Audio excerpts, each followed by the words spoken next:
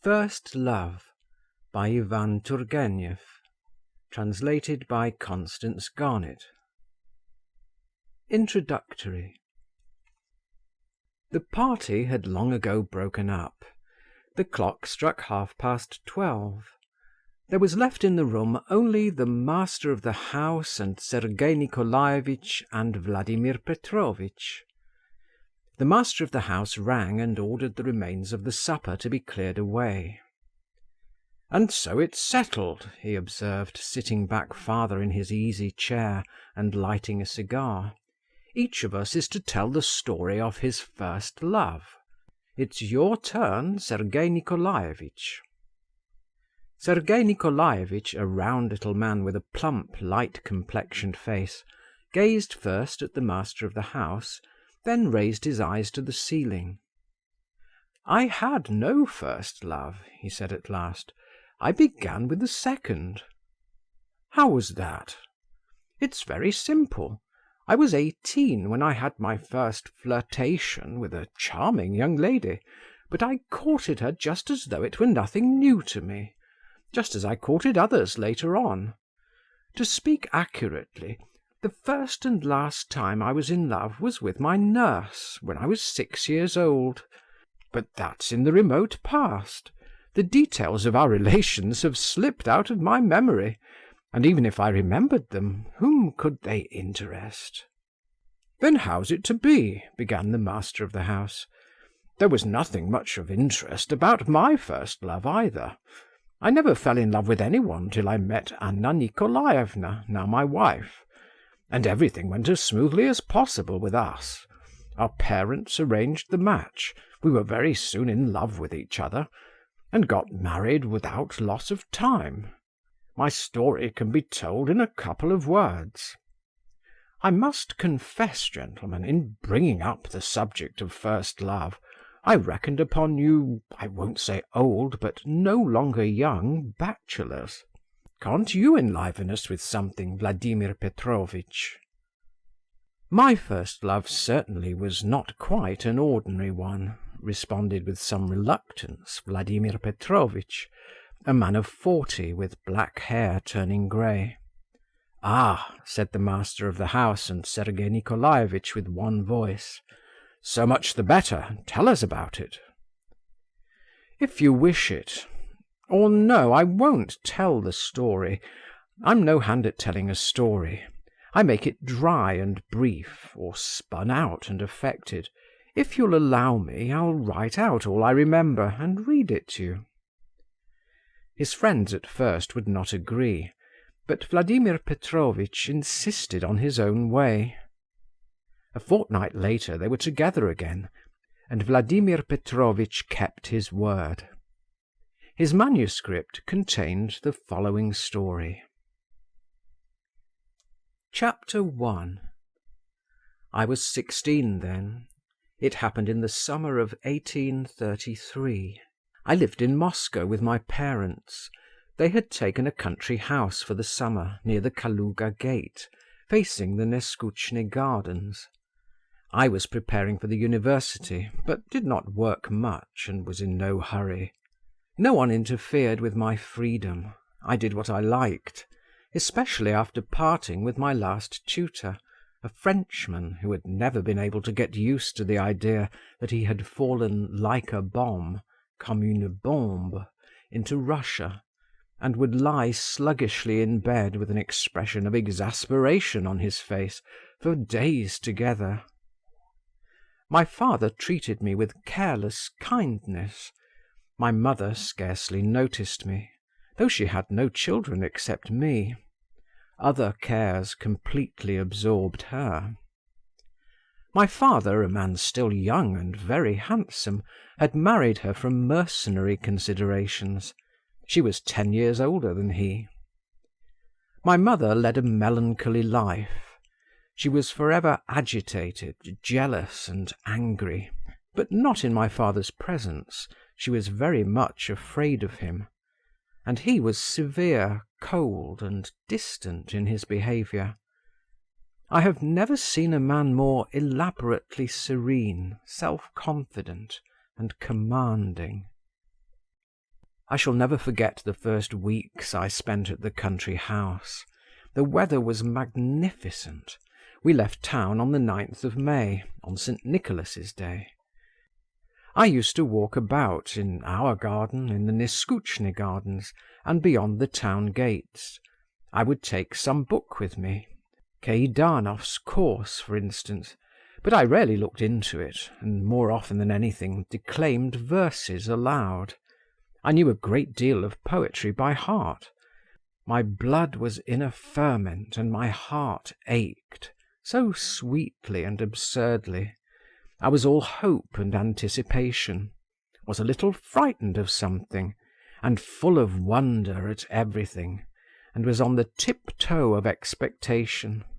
My imagination played continually, fluttering rapidly about the same fancies, like martins about a bell tower at dawn. I dreamed, was sad, even wept, but through the tears and through the sadness, inspired by a musical verse, or the beauty of evening, shot up like grass in spring the delicious sense of youth and effervescent life. I had a horse to ride. I used to saddle it myself and set off alone for long rides, break into a rapid gallop, and fancy myself a knight at a tournament. How gaily the wind whistled in my ears, or turning my face towards the sky, I would absorb its shining radiance and blue into my soul that opened wide to welcome it. I remember that at that time the image of woman, the vision of love, scarcely ever arose in definite shape in my brain. But in all I thought, in all I felt, lay hidden a half-conscious, shamefaced presentiment of something new, unutterably sweet, feminine. This presentiment, this expectation, permeated my whole being. I breathed in it. It coursed through my veins with every drop of blood. It was destined to be soon fulfilled. The place where we settled for the summer consisted of a wooden manor house with columns and 2 small lodges. In the lodge on the left there was a tiny factory for the manufacture of cheap wallpapers. I had more than once strolled that way to look at about a dozen thin and dishevelled boys with greasy smocks and warm faces, who were perpetually jumping onto wooden levers that pressed down the square blocks of the press, and so by the weight of their feeble bodies struck off the variegated patterns of the wallpapers. The lodge on the right stood empty and was to let. One day, 3 weeks after the 9th of May, the blinds in the windows of this lodge were drawn up. Women's faces appeared at them. Some family had installed themselves in it. I remember the same day at dinner my mother inquired of the butler who were our new neighbours, and hearing the name of Princess Zasyekin, first observed with some respect, "Ah, a princess," and then added, "A poor one, I suppose." "They arrived in 3 hired flies," the butler remarked deferentially as he handed a dish. "They don't keep their own carriage, and the furniture's of the poorest." "Ah," replied my mother, "so much the better." My father gave her a chilly glance. She was silent. Certainly the Princess Zasyekin could not be a rich woman. The lodge she had taken was so dilapidated and small and low-pitched that people even moderately well off in the world would hardly have consented to occupy it. At the time, however, all this went in at one ear and out at the other. The princely title had very little effect on me. I had just been reading Schiller's Robbers. Chapter 2. I was in the habit of wandering about our garden every evening on the lookout for rooks. I had long cherished a hatred for those wary, sly, and rapacious birds. On the day of which I have been speaking, I went as usual into the garden, and after patrolling all the walks without success, the rooks knew me and merely cawed spasmodically at a distance, I chanced to go close to the low fence which separated our domain from the narrow strip of garden stretching beyond the lodge to the right and belonging to it. I was walking along, my eyes on the ground. Suddenly I heard a voice. I looked across the fence and was thunderstruck. I was confronted with a curious spectacle. A few paces from me on the grass, between the green raspberry bushes, stood a tall, slender girl in a striped pink dress, with a white kerchief on her head. 4 young men were close round her, and she was slapping them by turns on the forehead with those small grey flowers, the name of which I don't know. Though they are well known to children, the flowers form little bags and burst open with a pop when you strike them against anything hard. The young men presented their foreheads so eagerly, and in the gestures of the girl, I saw her in profile, there was something so fascinating, imperious, caressing, mocking, and charming, that I almost cried out with admiration and delight, and would, I thought, have given everything in the world on the spot, only to have had those exquisite fingers strike me on the forehead. My gun slipped onto the grass. I forgot everything. I devoured with my eyes the graceful shape and neck and lovely arms, and the slightly disordered fair hair under the white kerchief, and the half-closed clever eye, and the eyelashes, and the soft cheek beneath them. "Young man! Hey, young man!" said a voice suddenly near me. "Is it quite permissible to stare so at unknown young ladies?" I started. I was struck dumb. Near me, the other side of the fence, stood a man with close-cropped black hair, looking ironically at me. At the same instant the girl too turned towards me. I caught sight of big grey eyes in a bright mobile face, and the whole face suddenly quivered and laughed. There was a flash of white teeth, a droll lifting of the eyebrows. I crimsoned, picked up my gun from the ground, and pursued by a musical but not ill-natured laugh, fled to my own room, flung myself on the bed and hid my face in my hands. My heart was fairly leaping. I was greatly ashamed and overjoyed. I felt an excitement I had never known before. After a rest I brushed my hair, washed, and went downstairs to tea. The image of the young girl floated before me. My heart was no longer leaping, but was full of a sort of sweet oppression. "What's the matter?" my father asked me all at once. "Have you killed a rook?" I was on the point of telling him all about it, but I checked myself and merely smiled to myself. As I was going to bed, I rotated, I don't know why, 3 times on one leg, pomaded my hair, got into bed, and slept like a top all night.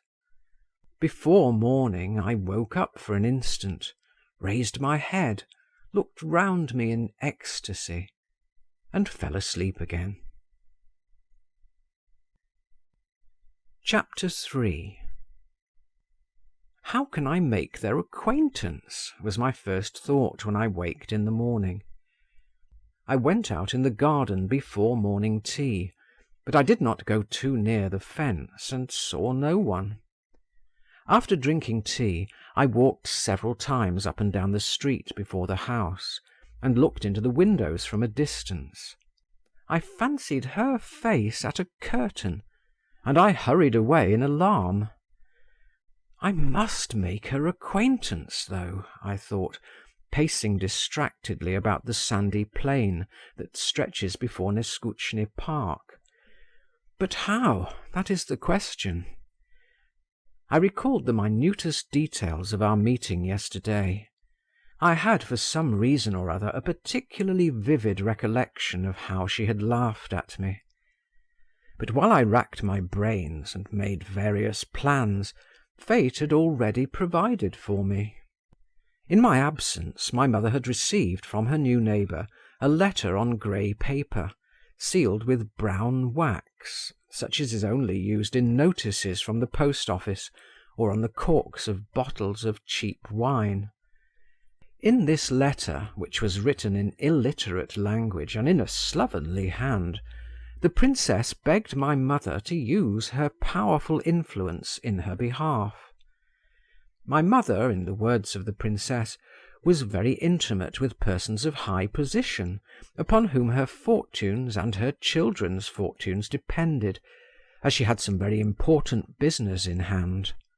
"I address myself to you," she wrote, "as one gentlewoman to another gentlewoman, and for that reason am glad to avail myself of the opportunity." Concluding, she begged my mother's permission to call upon her. I found my mother in an unpleasant state of indecision. My father was not at home, and she had no one of whom to ask advice. Not to answer a gentlewoman, and a princess into the bargain, was impossible. But my mother was in a difficulty as to how to answer her. To write a note in French struck her as unsuitable, and Russian spelling was not a strong point with my mother herself, and she was aware of it and did not care to expose herself. She was overjoyed when I made my appearance, and at once told me to go round to the princess's and to explain to her by word of mouth that my mother would always be glad to do her excellency any service within her powers, and begged her to come to see her at 1 o'clock. This unexpectedly rapid fulfilment of my secret desires both delighted and appalled me. I made no sign, however, of the perturbation which came over me, and as a preliminary step went to my own room to put on a new necktie and tail-coat. At home I still wore short jackets and lay-down collars, much as I abominated them. Chapter 4. In the narrow and untidy passage of the lodge, which I entered with an involuntary tremor in all my limbs, I was met by an old grey-headed servant with a dark copper-coloured face, surly little pig's eyes, and such deep furrows on his forehead and temples as I had never beheld in my life. He was carrying a plate containing the spine of a herring that had been gnawed at, and shutting the door that led into the room with his foot, he jerked out, "What do you want?" "Is the Princess Zasyekin at home?" I inquired. "Vonifaty!" a jarring female voice screamed from within. The man without a word turned his back on me, exhibiting as he did so the extremely threadbare hind part of his livery, with a solitary reddish heraldic button on it. He put the plate down on the floor and went away. "Did you go to the police station?" the same female voice called again. The man muttered something in reply. Has someone come?" I heard again. "The young gentleman from next door. Ask him in, then." "Will you step into the drawing-room?" said the servant, making his appearance once more, and picking up the plate from the floor. I mastered my emotions and went into the drawing-room. I found myself in a small and not over-clean apartment, containing some poor furniture that looked as if it had been hurriedly set down where it stood. At the window, in an easy chair with a broken arm, was sitting a woman of 50, bareheaded and ugly, in an old green dress, and a striped worsted wrap about her neck. Her small black eyes fixed me like pins. I went up to her and bowed. "I have the honour of addressing the Princess Zasyekin?" "I am the Princess Zasyekin. And you are the son of Mr. V?" "Yes, I have come to you with a message from my mother." "Sit down, please. Vonifaty, where are my keys? Have you seen them?" I communicated to Madame Zasyekin my mother's reply to her note. She heard me out, drumming with her fat red fingers on the window pane, and when I had finished she stared at me once more. "Very good, I'll be sure to come," she observed at last. "But how young you are! How old are you, may I ask?" 16, I replied with an involuntary stammer. The princess drew out of her pocket some greasy papers covered with writing, raised them right up to her nose and began looking through them. "A good age," she ejaculated suddenly, turning round restlessly on her chair. "And do you pray make yourself at home? I don't stand on ceremony." No, indeed, I thought, scanning her unprepossessing person with a disgust I could not restrain. At that instant another door flew open quickly, and in the doorway stood the girl I had seen the previous evening in the garden. She lifted her hand, and a mocking smile gleamed in her face. "Here is my daughter," observed the princess, indicating her with her elbow. "Zinotchka, the son of our neighbour, Mr. V. What is your name, allow me to ask?" "Vladimir," I answered, getting up and stuttering in my excitement. "And your father's name?" "Petrovitch." "Ah! I used to know a commissioner of police whose name was Vladimir Petrovitch too. Wanifate, don't look for my keys. The keys are in my pocket." The young girl was still looking at me with the same smile, faintly fluttering her eyelids, and putting her head a little on one side. "I have seen Monsieur Voldemar before," she began. The silvery note of her voice ran through me with a sort of sweet shiver. "You will let me call you so?" "Oh, please," I faltered. "Where was that?" asked the princess. The young princess did not answer her mother. "Have you anything to do just now?" she said, not taking her eyes off me. "Oh, no." "Would you like to help me wind some wool? Come in here to me." She nodded to me and went out of the drawing-room. I followed her. In the room we went into the furniture was a little better, and was arranged with more taste, though indeed at the moment I was scarcely capable of noticing anything. I moved as in a dream, and felt all through my being a sort of intense blissfulness that verged on imbecility. The young princess sat down, took out a skein of red wool, and motioning me to a seat opposite her, carefully untied the skein and laid it across my hands. All this she did in silence, with a sort of droll deliberation, and with the same bright sly smile on her slightly parted lips. She began to wind the wool on a bent card, and all at once she dazzled me with a glance so brilliant and rapid that I could not help dropping my eyes. When her eyes, which were generally half closed, opened to their full extent, her face was completely transfigured. It was as though it were flooded with light. "What did you think of me yesterday, Monsieur Voldemar?" she asked after a brief pause. "You thought ill of me, I expect." "I, princess, I thought nothing. How can I?" I answered in confusion.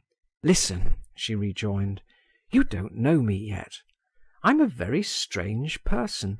I like always to be told the truth. You, I have just heard, are 16, and I am 21. You see, I'm a great deal older than you, and so you ought always to tell me the truth, and to do what I tell you," she added. "Look at me. Why don't you look at me?" I was still more abashed. However, I raised my eyes to her. She smiled, not her former smile, but a smile of approbation. "Look at me," she said, dropping her voice caressingly. "I don't dislike that. I like your face. I have a presentiment we shall be friends. But do you like me?" she added slyly. "Princess," I was beginning. "In the first place you must call me Zinaida Alexandrovna, and in the second place it's a bad habit for children," she corrected herself, "for young people, not to say straight out what they feel. That's all very well for grown-up people. You like me, don't you?" Though I was greatly delighted that she talked so freely to me, still I was a little hurt. I wanted to show her that she had not a mere boy to deal with, and assuming as easy and serious an air as I could, I observed, "Certainly, I like you very much, Zinaïda Alexandrovna. I have no wish to conceal it." She shook her head very deliberately. "Have you a tutor?" she asked suddenly. "No, I've not had a tutor for a long, long while." I told a lie. It was not a month since I had parted with my Frenchman. "Oh, I see then, you are quite grown up." She tapped me lightly on the fingers. "Hold your hands straight," and she applied herself busily to winding the ball. I seized the opportunity when she was looking down, and fell to watching her, at first stealthily, then more and more boldly. Her face struck me as even more charming than on the previous evening. Everything in it was so delicate, clever, and sweet. She was sitting with her back to a window covered with a white blind. The sunshine, streaming in through the blind, shed a soft light over her fluffy golden curls, her innocent neck, her sloping shoulders, and tender, untroubled bosom. I gazed at her, and how dear and near she was already to me. It seemed to me I had known her a long while, and had never known anything, nor lived at all, till I met her. She was wearing a dark and rather shabby dress and an apron. I would gladly, I felt, have kissed every fold of that dress and apron. The tips of her little shoes peeped out from under her skirt. I could have bowed down in adoration to those shoes. And here I am sitting before her, I thought. I have made acquaintance with her. What happiness, my God! I could hardly keep from jumping up from my chair in ecstasy, but I only swung my legs a little, like a small child who has been given sweetmeats. I was as happy as a fish in water, and I could have stayed in that room forever, have never left that place. Her eyelids were slowly lifted, and once more her clear eyes shone kindly upon me, and again she smiled. "How you look at me," she said slowly, and she held up a threatening finger. I blushed. "She understands it all, she sees it all," flashed through my mind. And how could she fail to understand and see it all? All at once there was a sound in the next room, the clink of a sabre. "Zina!" screamed the princess in the drawing-room. "Byelovzorov has brought you a kitten." "A kitten!" cried Zinaïda, and getting up from her chair impetuously, she flung the ball of worsted on my knees and ran away. I too got up, and laying the skein and the ball of wool on the window-sill, I went into the drawing-room and stood still, hesitating. In the middle of the room a tabby kitten was lying with outstretched paws. Zinaïda was on her knees before it, cautiously lifting up its little face. Near the old princess, and filling up almost the whole space between the two windows, was a flaxen, curly-headed young man, a hussar, with a rosy face and prominent eyes. "What a funny little thing," Zinaïda was saying, "and its eyes are not grey but green, and what long ears! Thank you, Viktor Yegoritch, you are very kind." The hussar, in whom I recognized one of the young men I had seen the evening before, smiled and bowed with a clink of his spurs and a jingle of the chain of his sabre. "You were pleased to say yesterday that you wished to possess a tabby kitten with long ears, so I obtained it. Your word is law."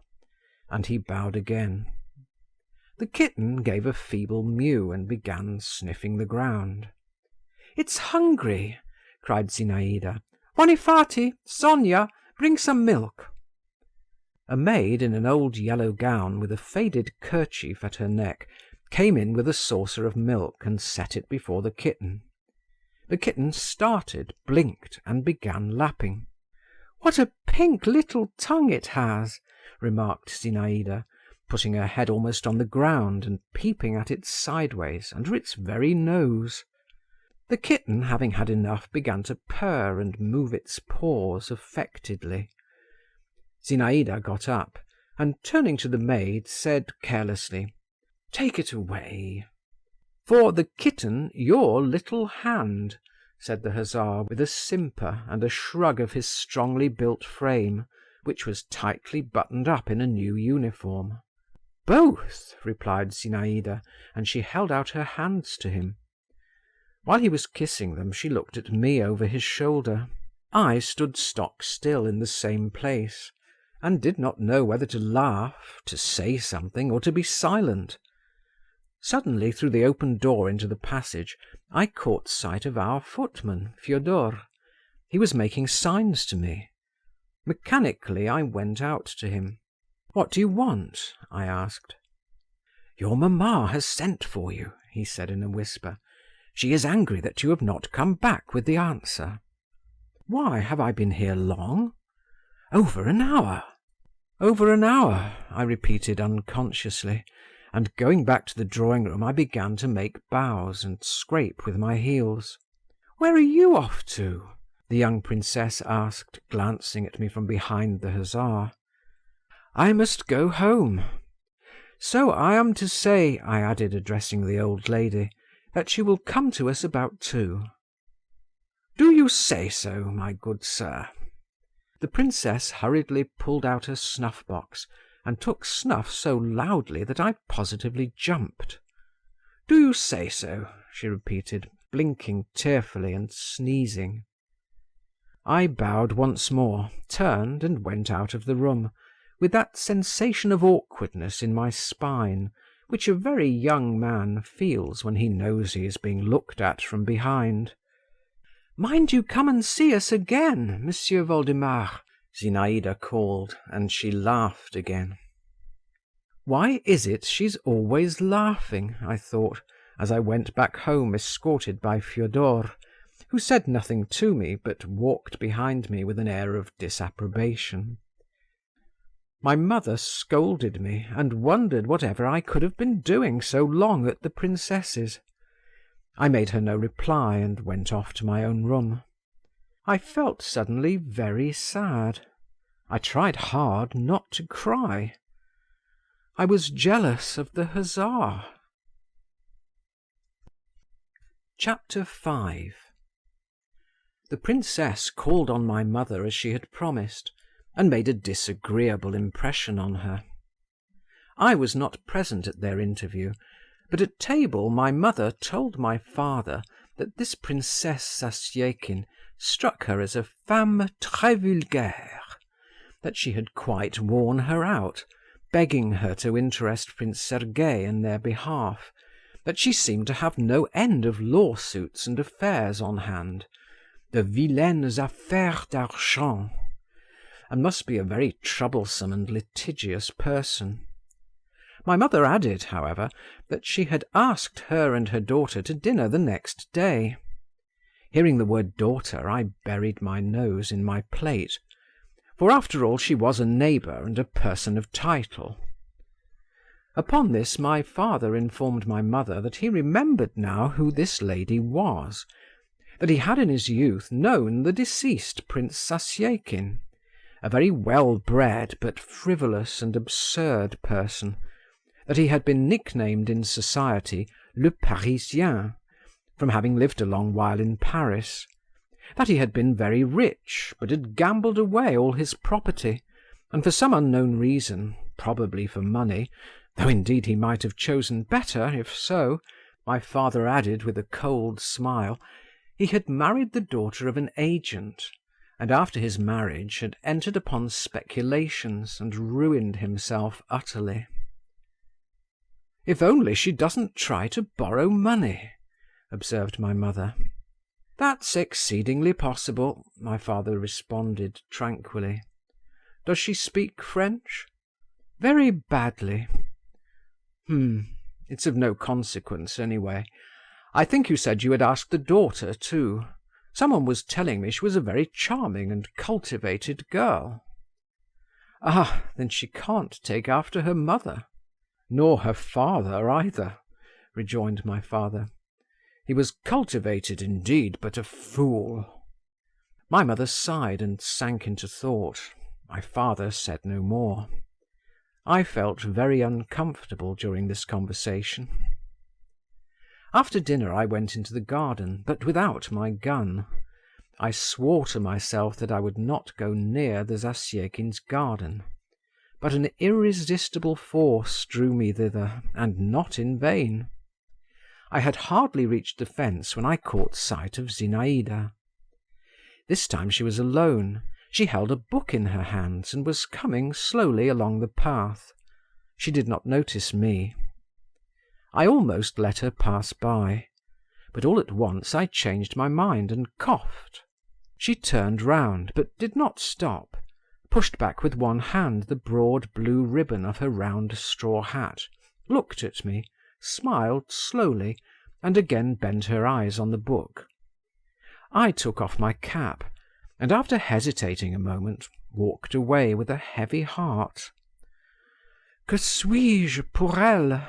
I thought, God knows why, in French. Familiar footsteps sounded behind me. I looked round. My father came up to me with his light, rapid walk. "Is that the young princess?" he asked me. "Yes." "Why, do you know her?" "I saw her this morning at the princess's." My father stopped, and turning sharply on his heel, went back. When he was on a level with Zinaïda, he made her a courteous bow. She too bowed to him with some astonishment on her face, and dropped her book. I saw how she looked after him. My father was always irreproachably dressed, simple and in a style of his own. But his figure had never struck me as more graceful, never had his grey hat sat more becomingly on his curls, which were scarcely perceptibly thinner than they had once been. I bent my steps towards Zinaïda, but she did not even glance at me. She picked up her book again and went away. Chapter 6. The whole evening and the following day I spent in a sort of dejected apathy. I remember I tried to work and took up Keidanov, but the boldly printed lines and pages of the famous textbook passed before my eyes in vain. I read 10 times over the words, "Julius Caesar was distinguished by warlike courage." I did not understand anything and threw the book aside. Before dinner time I pomaded myself once more, and once more put on my tail-coat and necktie. "What's that for?" my mother demanded. "You're not a student yet, and God knows whether you'll get through the examination. And you've not long had a new jacket. You can't throw it away." "There will be visitors," I murmured, almost in despair. "What nonsense! Fine visitors indeed." I had to submit. I changed my tail-coat for my jacket, but I did not take off the necktie. The princess and her daughter made their appearance half an hour before dinner-time. The old lady had put on, in addition to the green dress with which I was already acquainted, a yellow shawl, and an old-fashioned cap adorned with flame-coloured ribbons. She began talking at once about her money difficulties, sighing, complaining of her poverty, and imploring assistance. But she made herself at home. She took snuff as noisily, and fidgeted and lolled about in her chair as freely as ever.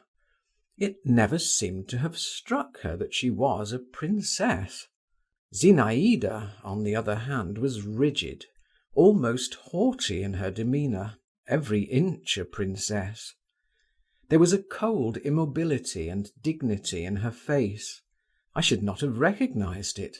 I should not have known her smiles, her glances, though I thought her exquisite in this new aspect too. She wore a light barège dress with pale blue flowers on it. Her hair fell in long curls down her cheek, in the English fashion. This style went well with the cold expression of her face. My father sat beside her during dinner, and entertained his neighbour with the finished and serene courtesy peculiar to him. He glanced at her from time to time, and she glanced at him, but so strangely, almost with hostility. Their conversation was carried on in French. I was surprised, I remember, at the purity of Zinaïda's accent. The princess, while we were at table, as before, made no ceremony. She ate a great deal, and praised the dishes. My mother was obviously bored by her, and answered her with a sort of weary indifference. My father faintly frowned now and then. My mother did not like Zinaïda either. "A conceited minx," she said next day. "And fancy, what has she to be conceited about, avec sa mine de grisette?" "It's clear you have never seen any grisette," my father observed to her. "Thank God I haven't." "Thank God, to be sure. Only how can you form an opinion of them, then?" To me, Zinaïda had paid no attention whatever. Soon after dinner the princess got up to go. "I shall rely on your kind offices, Maria Nikolaevna and Piotr Vasiliitch," she said in a doleful sing-song to my mother and father. "I've no help for it. There were days, but they are over. Here I am, an excellency, and a poor honour it is, with nothing to eat." My father made her a respectful bow and escorted her to the door of the hall.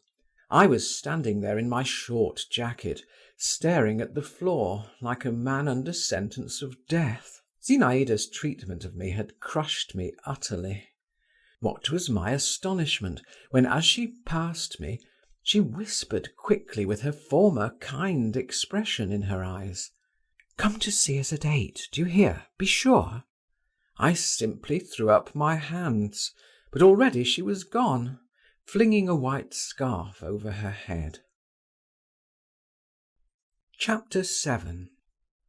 At 8 o'clock precisely, in my tailcoat and with my hair brushed up into a tuft on my head, I entered the passage of the lodge where the princess lived. The old servant looked crossly at me and got up unwillingly from his bench. There was a sound of merry voices in the drawing-room. I opened the door and fell back in amazement. In the middle of the room was the young princess, standing on a chair, holding a man's hat in front of her. Round the chair crowded some half a dozen men. They were trying to put their hands into the hat, while she held it above their heads, shaking it violently. On seeing me, she cried, "Stay, stay, another guest, he must have a ticket too." And leaping lightly down from the chair, she took me by the cuff of my coat. "Come along," she said. "Why are you standing still? Monsieur, let me make you acquainted. This is Monsieur Voldemar, the son of our neighbour. And this," she went on, addressing me, and indicating her guests in turn, "Count Malevsky, Dr. Lushin, Meidanov the poet, the retired Captain Nirmatsky, and Bielozorov the hussar, whom you've seen already. I hope you will be good friends." I was so confused that I did not even bow to anyone. In Dr. Lushin I recognized the dark man who had so mercilessly put me to shame in the garden. The others were unknown to me. "Count," continued Zinaïda, "write Monsieur Voldemar a ticket." "That's not fair," was objected in a slight Polish accent by the count, a very handsome and fashionably dressed brunette, with expressive brown eyes, a thin little white nose, and delicate little moustaches over a tiny mouth. "This gentleman has not been playing forfeits with us." "It's unfair," repeated in chorus Byelovzorov and the gentleman described as a retired captain, a man of 40, pockmarked to a hideous degree, curly-headed as a negro, round-shouldered, bandy-legged, and dressed in a military coat without epaulets, worn unbuttoned. "Write him a ticket, I tell you," repeated the young princess. "What's this mutiny? Monsieur Voldemar is with us for the first time, and there are no rules for him yet. It's no use grumbling. Write it. I wish it." The count shrugged his shoulders, but bowed submissively, took the pen into his white ring-bedecked fingers, tore off a scrap of paper and wrote on it. "At least let us explain to Monsieur Voldemar what we are about," Lushin began in a sarcastic voice, "or else he will be quite lost. Do you see, young man, we are playing forfeits. The princess has to pay a forfeit, and the one who draws the lucky lot is to have the privilege of kissing her hand. Do you understand what I've told you?" I simply stared at him, and continued to stand still in bewilderment, while the young princess jumped up on the chair again, and again began waving the hat. They all stretched up to her, and I went after the rest. "Meidanov," said the princess to a tall young man with a thin face, little dim-sighted eyes, and exceedingly long black hair, "you as a poet ought to be magnanimous, and give up your number to Monsieur Voldemar, so that he may have two chances instead of one." But Meidanov shook his head in refusal, and tossed his hair. After all the others I put my hand into the hat, and unfolded my lot. Heavens! What was my condition when I saw on it the word kiss? "Kiss!" I could not help crying aloud. "Bravo! He has won it!" the princess said quickly. "How glad I am!" She came down from the chair and gave me such a bright, sweet look that my heart bounded. "Are you glad?" she asked me. "Me?" I faltered. "Sell me your lot," Byelovzorov growled suddenly in my ear. "I'll give you 100 roubles." I answered the hussar with such an indignant look that Zinaïda clapped her hands, while Lushin cried, "He's a fine fellow. But as master of the ceremonies," he went on, "it's my duty to see that all the rules are kept. Monsieur Voldemar, go down on one knee. That is our regulation." Zinaïda stood in front of me, her head a little on one side, as though to get a better look at me. She held out her hand to me with dignity. A mist passed before my eyes. I meant to drop on one knee, sank on both, and pressed my lips to Zinaïda's fingers so awkwardly that I scratched myself a little with the tip of her nail. "Well done!" cried Lushin, and helped me to get up. The game of forfeits went on. Zinaïda sat me down beside her. She invented all sorts of extraordinary forfeits. She had among other things to represent a statue, and she chose as a pedestal the hideous Nirmatsky, told him to bow down in an arch and bend his head down on his breast. The laughter never paused for an instant. For me, a boy constantly brought up in the seclusion of a dignified manor-house, all this noise and uproar, this unceremonious, almost riotous gaiety, these relations with unknown persons, were simply intoxicating. My head went round as though from wine. I began laughing and talking louder than the others, so much so that the old princess, who was sitting in the next room with some sort of clerk from the Tversky gate, invited by her for consultation on business, positively came in to look at me. But I felt so happy that I did not mind anything. I didn't care a straw for anyone's jeers or dubious looks. Zinaïda continued to show me a preference, and kept me at her side. In one forfeit I had to sit by her, both hidden under one silk handkerchief. I was to tell her my secret. I remember our two heads being all at once in a warm, half-transparent, fragrant darkness, the soft, close brightness of her eyes in the dark, and the burning breath from her parted lips. and the gleam of her teeth and the ends of her hair tickling me and setting me on fire. I was silent. She smiled slyly and mysteriously, and at last whispered to me, "Well, what is it?" But I merely blushed and laughed, and turned away, catching my breath. We got tired of forfeits. We began to play a game with a string. My God, what were my transports when, for not paying attention, I got a sharp and vigorous slap on my fingers from her, and how I tried afterwards to pretend that I was absent-minded, and she teased me, and would not touch the hands I held out to her. What didn't we do that evening? We played the piano, and sang and danced, and acted a gypsy encampment. Nirmatsky was dressed up as a bear, and made to drink salt water. Count Malevsky showed us several sorts of card tricks, and finished after shuffling the cards by dealing himself all the trumps at whist, on which Lushin had the honour of congratulating him. Meidanov recited portions from his poem, The Manslayer (romanticism was at its height at this period), which he intended to bring out in a black cover with the title in blood-red letters. They stole the clerk's cap off his knee and made him dance a Cossack dance by way of ransom for it. They dressed up old Vonifaty in a woman's cap, and the young princess put on a man's hat. I could not enumerate all we did. Only Byelovzorov kept more and more in the background, scowling and angry. Sometimes his eyes looked bloodshot, he flushed all over, and it seemed every minute as though he would rush out upon us and scatter us like shavings in all directions. But the young princess would glance at him and shake her finger at him, and he would retire into his corner again. We were quite worn out at last.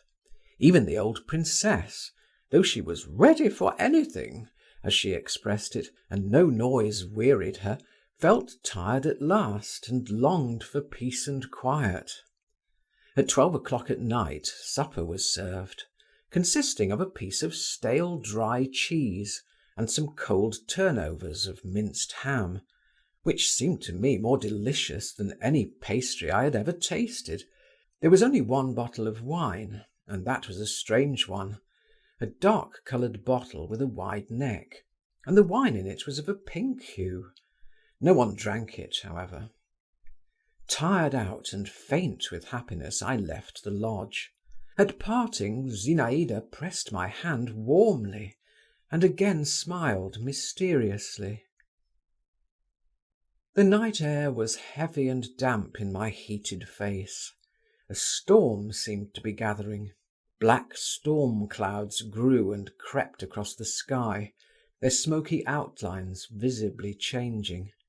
A gust of wind shivered restlessly in the dark trees, and somewhere far away on the horizon muffled thunder angrily muttered as it were to itself.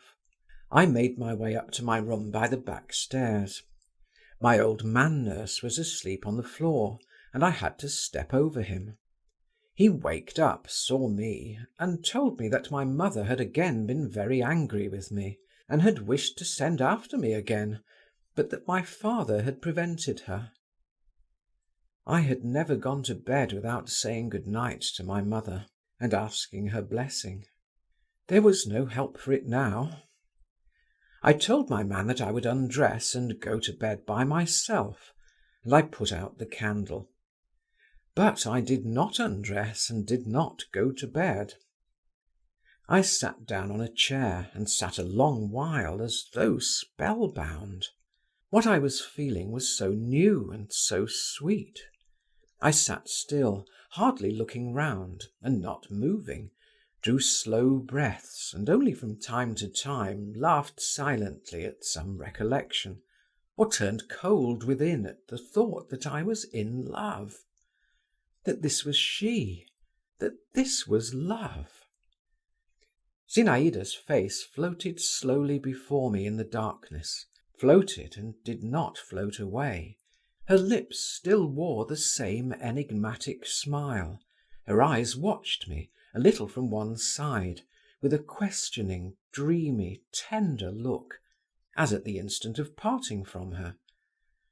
At last I got up, walked on tiptoe to my bed, and without undressing laid my head carefully on the pillow, as though I were afraid by an abrupt movement to disturb what filled my soul.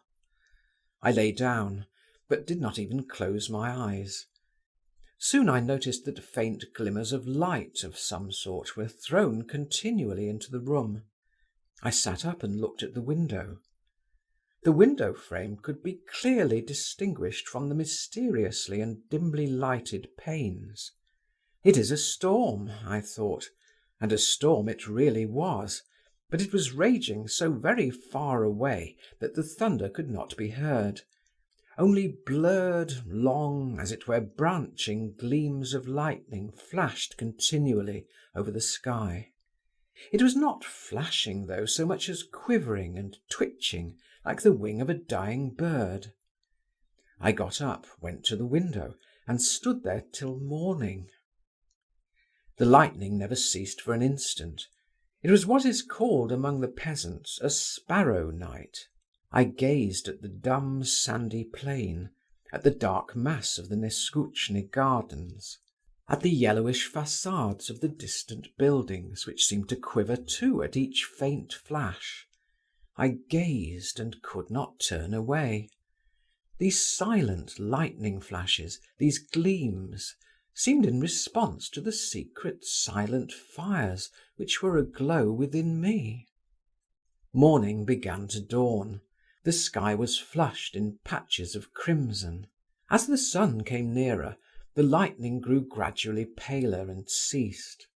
The quivering gleams were fewer and fewer, and vanished at last, drowned in the sobering positive light of the coming day.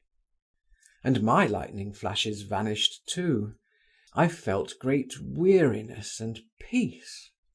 But Zinaïda's image still floated triumphant over my soul. But it too, this image, seemed more tranquil. Like a swan rising out of the reeds of a bog, it stood out from the other unbeautiful figures surrounding it, and as I fell asleep I flung myself before it in farewell, trusting adoration. Oh, sweet emotions, gentle harmony, goodness and peace of the softened heart, melting bliss of the first raptures of love. Where are they? Where are they? Chapter 8. The next morning, when I came down to tea, my mother scolded me. Less severely, however, than I had expected, and made me tell her how I had spent the previous evening.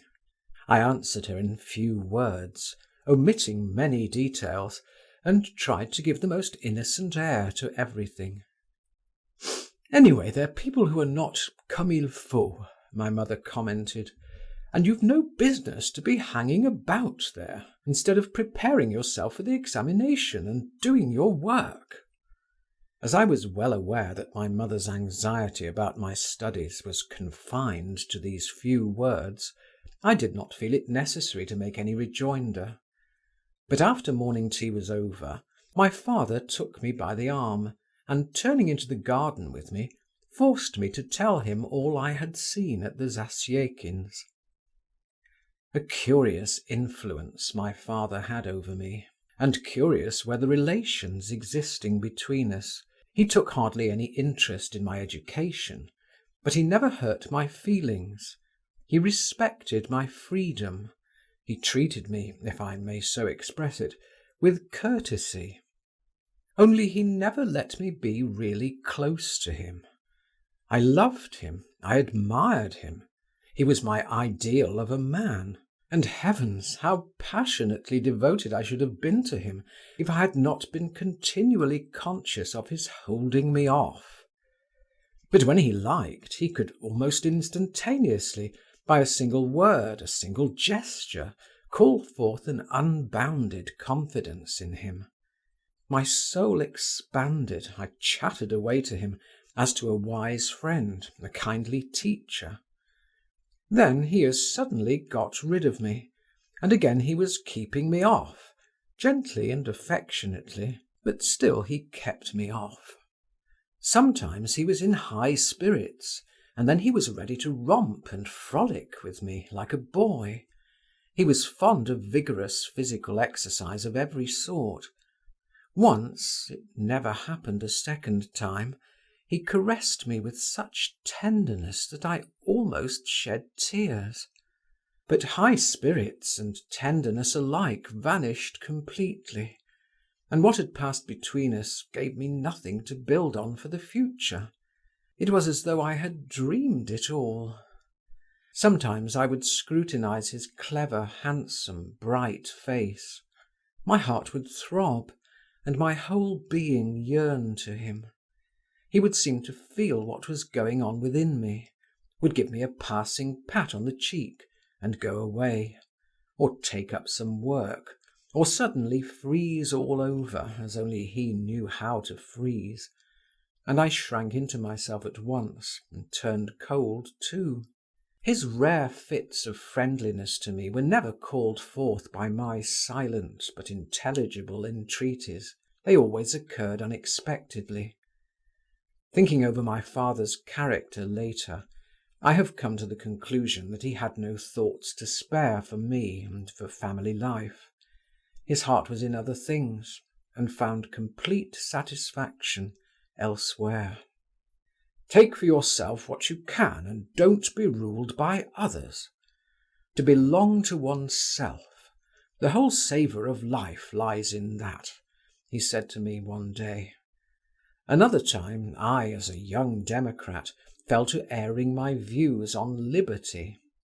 He was kind, as I used to call it that day, and at such times I could talk to him as I liked.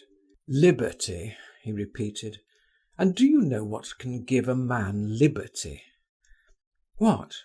Will, his own will, and it gives power, which is better than liberty. Know how to will, and you will be free, and will lead. My father before all, and above all, desired to live. And lived. Perhaps he had a presentiment that he would not have long to enjoy the savour of life. He died at 42. I described my evening at the Zasyekins' minutely to my father. Half attentively, half carelessly, he listened to me, sitting on a garden seat, drawing in the sand with his cane. Now and then he laughed, shot bright, droll glances at me, and spurred me on with short questions and assents. At first I could not bring myself even to utter the name of Zinaïda. But I could not restrain myself long, and began singing her praises. My father still laughed. Then he grew thoughtful, stretched, and got up. I remember that as he came out of the house, he had ordered his horse to be saddled. He was a splendid horseman, and long before Rarey had the secret of breaking in the most vicious horses. "Shall I come with you, father?" I asked. "No," he answered, and his face resumed its ordinary expression of friendly indifference. "Go alone if you like, and tell the coachman I'm not going." He turned his back on me and walked rapidly away. I looked after him. He disappeared through the gates. I saw his hat moving along beside the fence. He went into the Zasyekins'. He stayed there not more than an hour, but then departed at once for the town, and did not return home till evening. After dinner I went myself to the Zasyekins'. In the drawing-room I found only the old princess. On seeing me she scratched her head under her cap with a knitting needle, and suddenly asked me, could I copy a petition for her? "With pleasure," I replied, sitting down on the edge of a chair. "Only mind and make the letters bigger," observed the princess, handing me a dirty sheet of paper. "And couldn't you do it today, my good sir?" "Certainly, I will copy it today." The door of the next room was just opened, and in the crack I saw the face of Zinaïda, pale and pensive, her hair flung carelessly back. She stared at me with big chilly eyes, and softly closed the door. "Zina! Zina!" called the old lady. Zinaïda made no response. I took home the old lady's petition and spent the whole evening over it. Chapter 9. My passion dated from that day. I felt at that time, I recollect, something like what a man must feel on entering the service. I had ceased now to be simply a young boy. I was in love. I have said that my passion dated from that day. I might have added that my sufferings too dated from the same day. Away from Zinaïda I pined. Nothing was to my mind. Everything went wrong with me. I spent whole days thinking intensely about her. I pined when away, but in her presence I was no better off. I was jealous. I was conscious of my insignificance. I was stupidly sulky or stupidly abject, and all the same an invincible force drew me to her, and I could not help a shudder of delight whenever I stepped through the doorway of her room. Zinaïda guessed at once that I was in love with her, and indeed I never even thought of concealing it. She amused herself with my passion, made a fool of me, petted and tormented me. There is a sweetness in being the sole source, the autocratic and irresponsible cause of the greatest joy and profoundest pain to another, and I was like wax in Zinaïda's hands. Though indeed I was not the only one in love with her. All the men who visited the house were crazy over her, and she kept them all in leading strings at her feet. It amused her to arouse their hopes and then their fears, to turn them round her finger. She used to call it knocking their heads together, while they never dreamed of offering resistance and eagerly submitted to her. About her whole being, so full of life and beauty, there was a peculiarly bewitching mixture of slyness and carelessness, of artificiality and simplicity, of composure and frolicsomeness. About everything she did or said, about every action of hers, there clung a delicate, fine charm, in which an individual power was manifest at work. And her face was ever changing, working too. It expressed almost at the same time irony, dreaminess, and passion. Various emotions, delicate and quick-changing as the shadows of clouds on a sunny day of wind, chased one another continually over her lips and eyes. Each of her adorers was necessary to her. Byelovzorov, whom she sometimes called "my wild beast," and sometimes simply "mine," would gladly have flung himself into the fire for her sake. With little confidence in his intellectual abilities and other qualities, he was forever offering her marriage, hinting that the others were merely hanging about with no serious intention. Meidanov responded to the poetic fibres of her nature.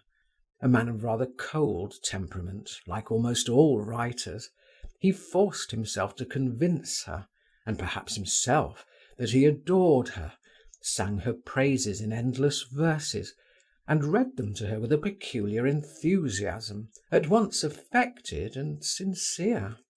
She sympathized with him, and at the same time jeered at him a little. She had no great faith in him, and after listening to his outpourings, she would make him read Pushkin, as she said, to clear the air. Lushin, the ironical doctor, so cynical in words, knew her better than any of them, and loved her more than all, though he abused her to her face and behind her back.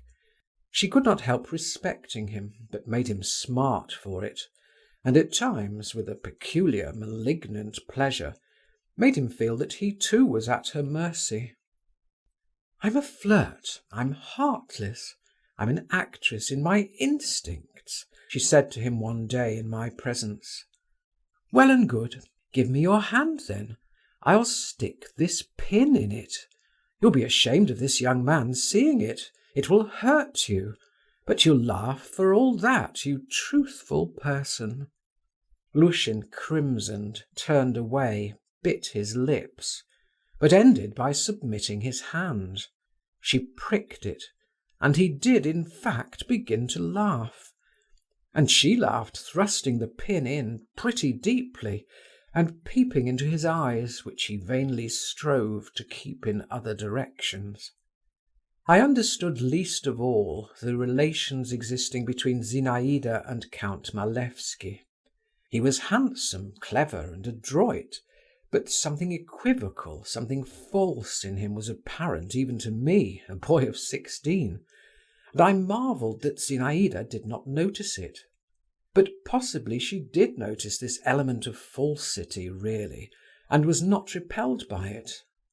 Her irregular education, strange acquaintances and habits, the constant presence of her mother, the poverty and disorder in their house, everything, from the very liberty the young girl enjoyed, with the consciousness of her superiority to the people around her, had developed in her a sort of half-contemptuous carelessness and lack of fastidiousness.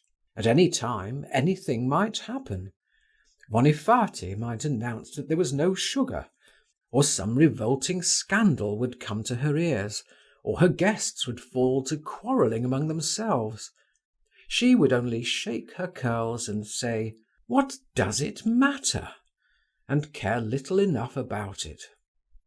But my blood, anyway, was sometimes on fire with indignation when Malevsky approached her, with a sly, fox-like action, leaned gracefully on the back of her chair, and began whispering in her ear with a self-satisfied and ingratiating little smile, while she folded her arms across her bosom, looked intently at him, and smiled too, and shook her head.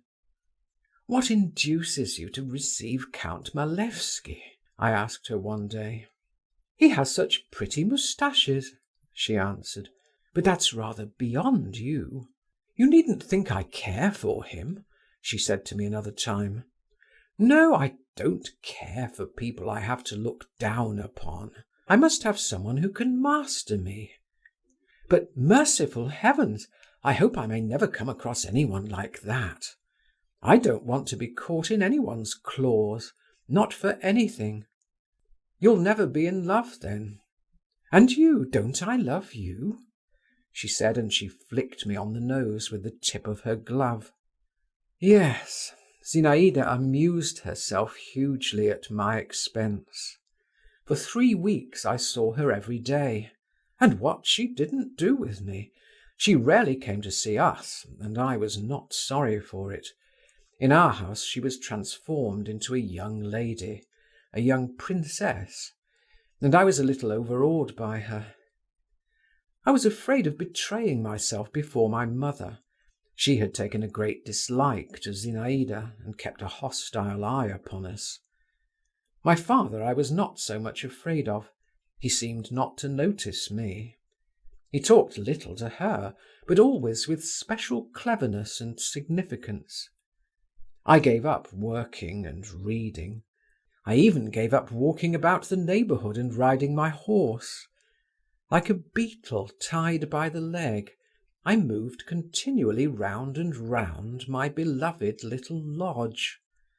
I would gladly have stopped there altogether, it seemed, but that was impossible. My mother scolded me, and sometimes Zinaïda herself drove me away.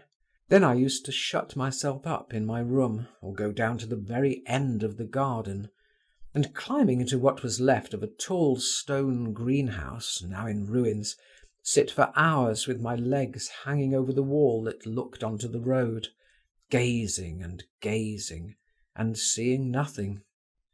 White butterflies flitted lazily by me over the dusty nettles.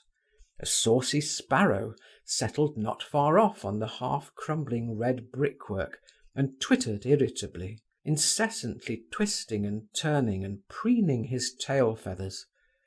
The still mistrustful rooks cawed now and then, sitting high, high up on the bare top of a birch tree. The sun and wind played softly on its pliant branches.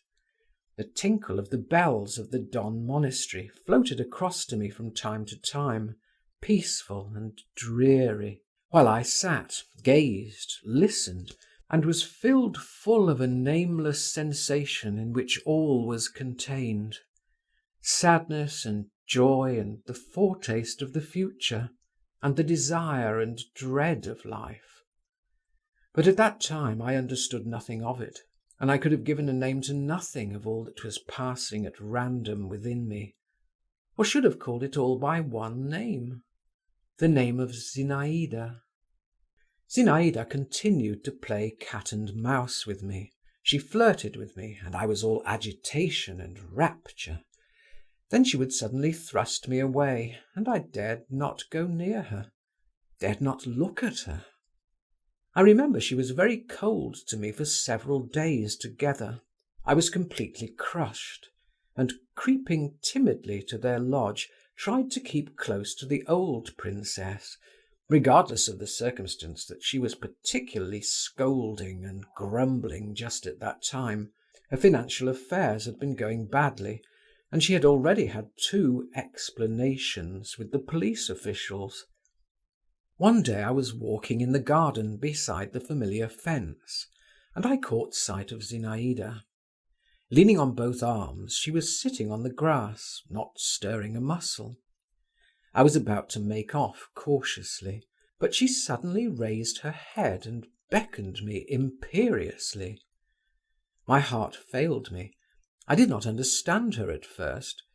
She repeated her signal. I promptly jumped over the fence and ran joyfully up to her, but she brought me to a halt with a look and motioned me to the path 2 paces from her. In confusion, not knowing what to do, I fell on my knees at the edge of the path. She was so pale. Such bitter suffering, such intense weariness was expressed in every feature of her face, that it sent a pang to my heart, and I muttered unconsciously, "What is the matter?" Zinaïda stretched out her head, picked a blade of grass, bit it, and flung it away from her. "You love me very much?" she asked at last. "Yes." I made no answer. Indeed, what need was there to answer? "Yes," she said, looking at me as before. "That's so. The same eyes," she went on, sank into thought and hid her face in her hands. "Everything's grown so loathsome to me," she whispered.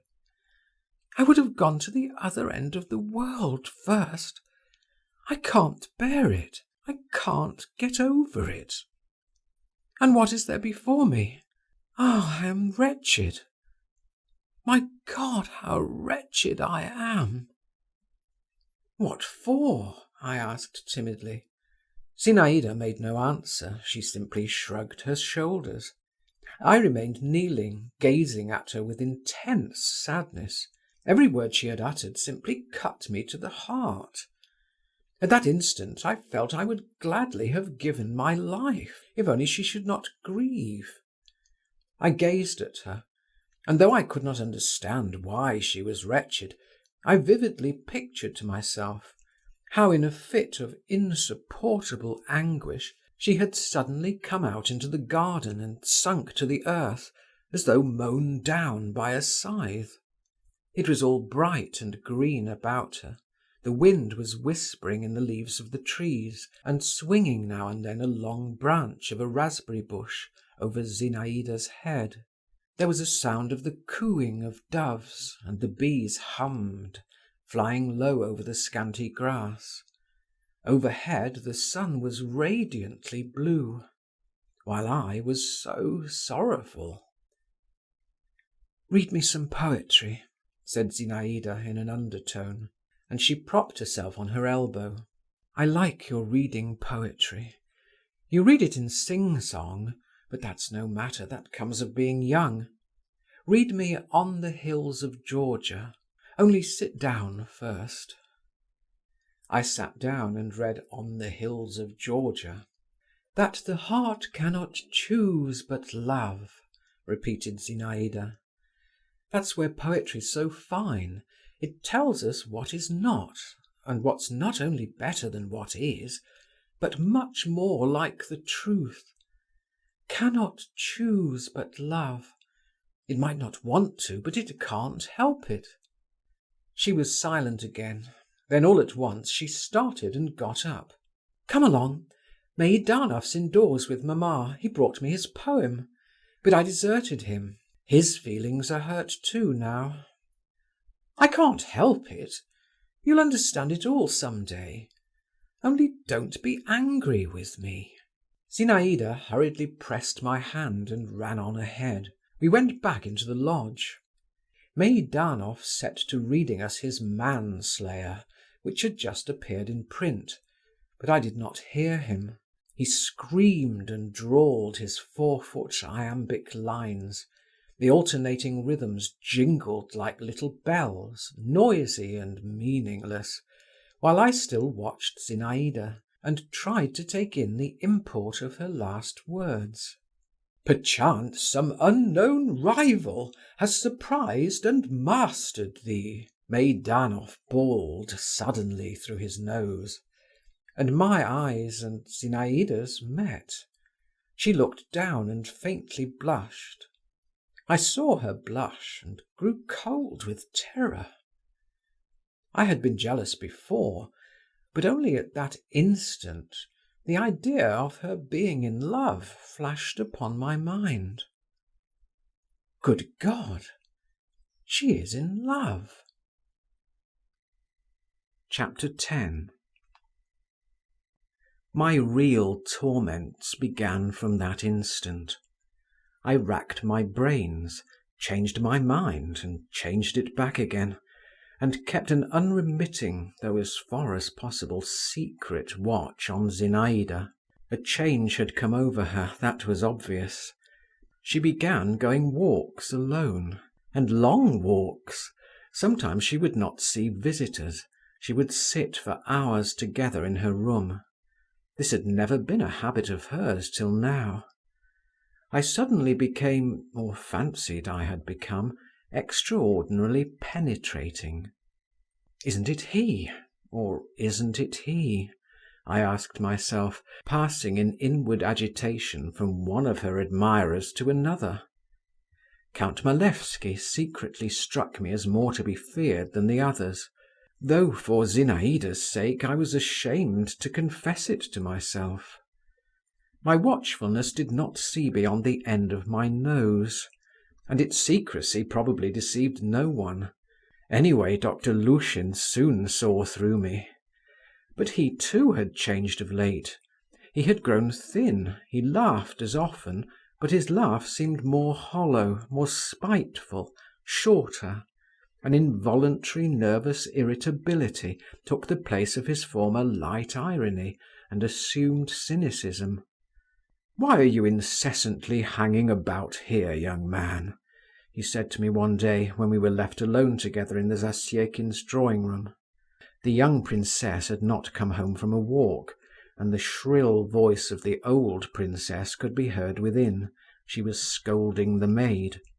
"You ought to be studying, working, while you're young, and what are you doing?" "You can't tell whether I work at home," I retorted with some haughtiness, but also with some hesitation. "A great deal of work you do. That's not what you're thinking about. Well, I won't find fault with that. At your age, that's in the natural order of things. But you've been awfully unlucky in your choice. Don't you see what this house is?" "I don't understand you," I observed. "You don't understand. So much the worse for you. I regard it as a duty to warn you. Old bachelors like me can come here. What harm can it do us? We're tough, nothing can hurt us. What harm can it do us? But your skin's tender yet. This air is bad for you. Believe me, you may get harm from it." "How so?" Why, are you well now? Are you in a normal condition? Is what you're feeling beneficial to you, good for you?" "Why, what am I feeling?" I said, while in my heart I knew the doctor was right. "Ah, young man," the doctor went on with an intonation that suggested that something highly insulting to me was contained in these two words. "What's the use of your prevaricating, when, thank God, what's in your heart is in your face, so far? But there, what's the use of talking? I shouldn't come here myself if—" The doctor compressed his lips. "If I weren't such a queer fellow. Only this is what surprises me, how it is you, with your intelligence, don't see what is going on around you." "And what is going on?" I put in, all on the alert. The doctor looked at me with a sort of ironical compassion. "Nice of me," he said, as though to himself, as if he need know anything of it. "In fact, I tell you again," he added, raising his voice, "the atmosphere here is not fit for you. You like being here, but what of that? It's nice and sweet-smelling in a greenhouse, but there's no living in it. Yes, do as I tell you, and go back to your Keidanov." The old princess came in and began complaining to the doctor of her toothache. Then Zinaïda appeared. "Come," said the old princess, "you must scold her, doctor. She's drinking iced water all day long. Is that good for her, pray, with her delicate chest?" "Why do you do that?" asked Lushin. "Why, what effect could it have?" "What effect? You might get a chill and die." "Truly? Do you mean it? Very well, so much the better." "A fine idea," muttered the doctor. The old princess had gone out. "Yes, a fine idea," repeated Zinaïda. "Is life such a festive affair? Just look about you. Is it nice, Or do you imagine I don't understand it and don't feel it? It gives me pleasure, drinking iced water. And can you seriously assure me that such a life is worth too much to be risked for an instant's pleasure? Happiness I won't even talk about." "Oh, very well," remarked Lushin. "Caprice and irresponsibility. Those two words sum you up. Your whole nature's contained in those two words." Zinaïda laughed nervously. "You're late for the post, my dear doctor. You don't keep a good lookout. You're behind the times. Put on your spectacles. I'm in no capricious humour now. To make fools of you, to make a fool of myself. Much fun there is in that. And as for irresponsibility—" "Monsieur Voldemar," Zinaïda added suddenly, stamping, "don't make such a melancholy face. I can't endure people to pity me." She went quickly out of the room. "It's bad for you, very bad for you, this atmosphere, young man," Lushin said to me once more. Chapter 11. On the evening of the same day, the usual guests were assembled at the Zasyekins'. I was among them. The conversation turned on Meidanov's poem. Zinaïda expressed genuine admiration of it. "But do you know what?" she said to him. "If I were a poet, I would choose quite different subjects. Perhaps it's all nonsense, but strange ideas sometimes come into my head, especially when I'm not asleep in the early morning, when the sky begins to turn rosy and grey both at once. I would, for instance— You won't laugh at me?" "No, no," we all cried with one voice. "I would describe," she went on, folding her arms across her bosom and looking away, "a whole company of young girls at night, in a great boat, on a silent river. The moon is shining, and they are all in white, and wearing garlands of white flowers, and singing, you know, something in the nature of a hymn." "I see," "I see, go on," Meidanov commented with dreamy significance. "All of a sudden, loud clamour, laughter, torches, tambourines on the bank. It's a troupe of bacchantes, dancing with songs and cries. It's your business to make a picture of it, Mr. Poet. Only I should like the torches to be red and to smoke a great deal, and the bacchantes' eyes to gleam under their wreaths, and the wreaths to be dusky. Don't forget the tiger skins too, and goblets, and gold, lots of gold." "Where ought the gold to be?" asked Meidanov, tossing back his sleek hair and distending his nostrils. "Where? On their shoulders and arms and legs, everywhere. They say in ancient times women wore gold rings on their ankles. The bacchantes call the girls in the boat to them. The girls have ceased singing their hymn, they cannot go on with it, but they do not stir. The river carries them to the bank. And suddenly one of them slowly rises. This you must describe nicely, how she slowly gets up in the moonlight, and how her companions are afraid. She steps over the edge of the boat, the bacchantes surround her, whirl her away into night and darkness. Here put in smoke in clouds, and everything in confusion. There is nothing but the sound of their shrill cry, and her wreath left lying on the bank." Zinaïda ceased. "Oh, she is in love," I thought again. "And is that all?" asked Meidanov. "That's all. That can't be the subject of a whole poem," he observed pompously, "but I will make use of your idea for a lyrical fragment." "In the romantic style?" queried Malevsky. "Of course, in the romantic style. Byronic." "Well, to my mind, Hugo beats Byron," the young count observed negligently. "He's more interesting." "Hugo is a writer of the first class," replied Meidanov, "and my friend Tonkosheev, in his Spanish romance, El Trovador—" "Ah, is that the book with the question marks turned upside down?" Zinaïda interrupted. "Yes, that's the custom with the Spanish. I was about to observe that Tonkosheev—" "Come, you're not going to argue about classicism and romanticism again," Zinaïda interrupted him a second time. "We'd much better play—" "Forfeits?" put in Lushin. "No, forfeits are a bore. At comparisons." This game Zinaïda had invented herself. Some object was mentioned, everyone tried to compare it with something, and the one who chose the best comparison got a prize. She went up to the window. The sun was just setting. High up in the sky were large red clouds. "What are those clouds like?" questioned Zinaïda.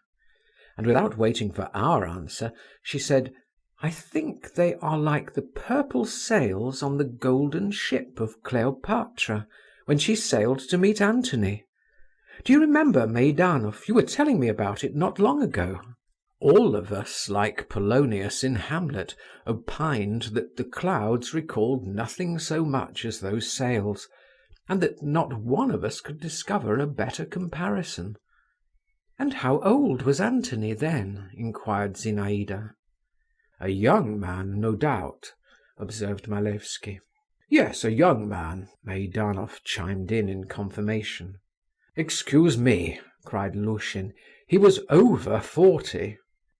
"Over 40," repeated Zinaïda, giving him a rapid glance. I soon went home. "She is in love," my lips unconsciously repeated. But with whom? Chapter 12. The days passed by. Zinaïda became stranger and stranger, and more incomprehensible. One day I went over to her and saw her sitting in a basket chair, her head pressed to the sharp edge of the table. She drew herself up. Her whole face was wet with tears. "Ah, you," she said with a cruel smile. "Come here." I went up to her. She put her hand on my head, and suddenly catching hold of my hair, began pulling it. "It hurts me," I said at last. "Ah, does it? And do you suppose nothing hurts me?" she replied. "Ai!" she cried suddenly, seeing she had pulled a little tuft of hair out. "What have I done? Poor Monsieur Voldemar!" She carefully smoothed the hair she had torn out, stroked it round her finger, and twisted it into a ring. "I shall put your hair in a locket and wear it round my neck," she said, while the tears still glittered in her eyes. "That will be some small consolation to you, perhaps. And now, good-bye." I went home, and found an unpleasant state of things there. My mother was having a scene with my father.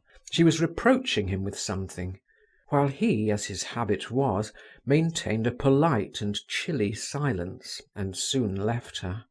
I could not hear what my mother was talking of, and indeed I had no thought to spare for the subject. I only remember that when the interview was over, she sent for me to her room, and referred with great displeasure to the frequent visits I paid the princess, who was, in her words, une femme capable de tout. I kissed her hand. This was what I always did when I wanted to cut short a conversation, and went off to my room. Zinaïda's tears had completely overwhelmed me. I positively did not know what to think, and was ready to cry myself. I was a child, after all, in spite of my 16 years. I had now given up thinking about Malevsky, though Byelovzorov looked more and more threatening every day, and glared at the wily count like a wolf at a sheep.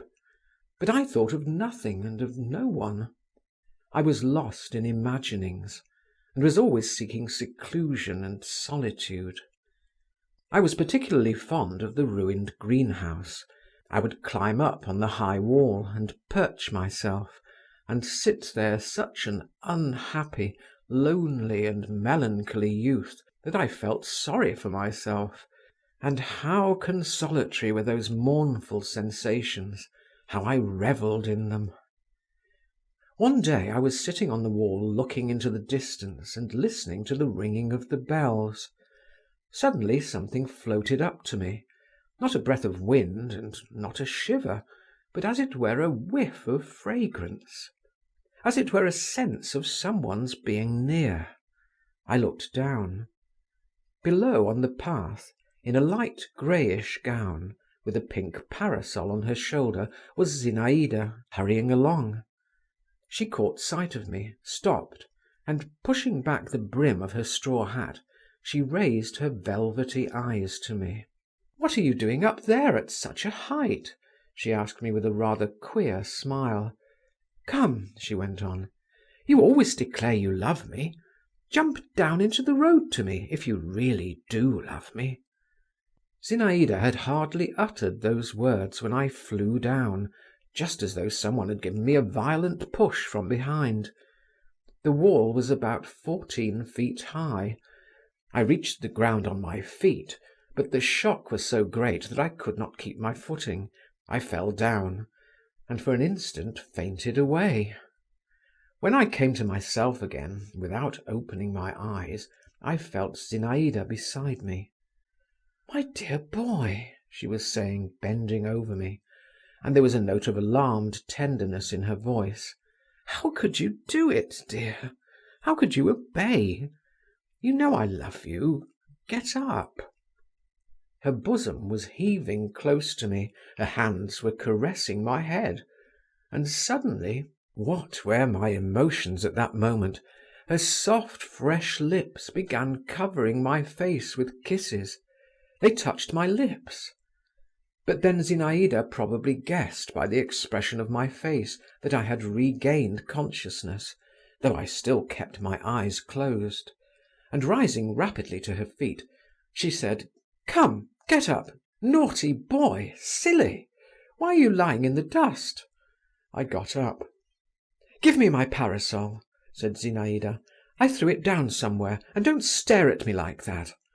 What ridiculous nonsense! You're not hurt, are you? Stung by the nettles, I dare say. Don't stare at me, I tell you." "But he doesn't understand, he doesn't answer," she added as though to herself. "Go home, Monsieur Voldemar, brush yourself, and don't dare to follow me, or I shall be angry, and never again." She did not finish her sentence, but walked rapidly away, while I sat down by the side of the road. My legs would not support me. The nettles had stung my hands, my back ached, and my head was giddy. But the feeling of rapture I experienced then has never come a second time in my life. It turned to a sweet ache in all my limbs, and found expression at last in joyful hops and skips and shouts. Yes, I was still a child.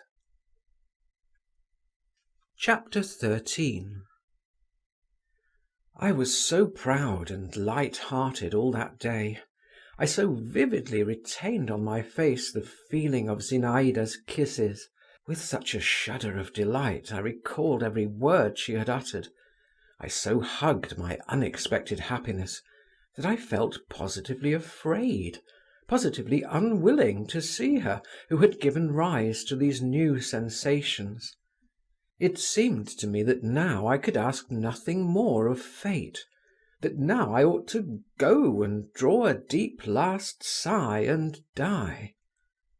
But next day, when I went into the lodge, I felt great embarrassment, which I tried to conceal under a show of modest confidence, befitting a man who wishes to make it apparent that he knows how to keep a secret.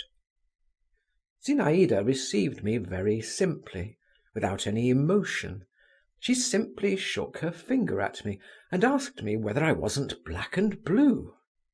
All my modest confidence and air of mystery vanished instantaneously, and with them my embarrassment.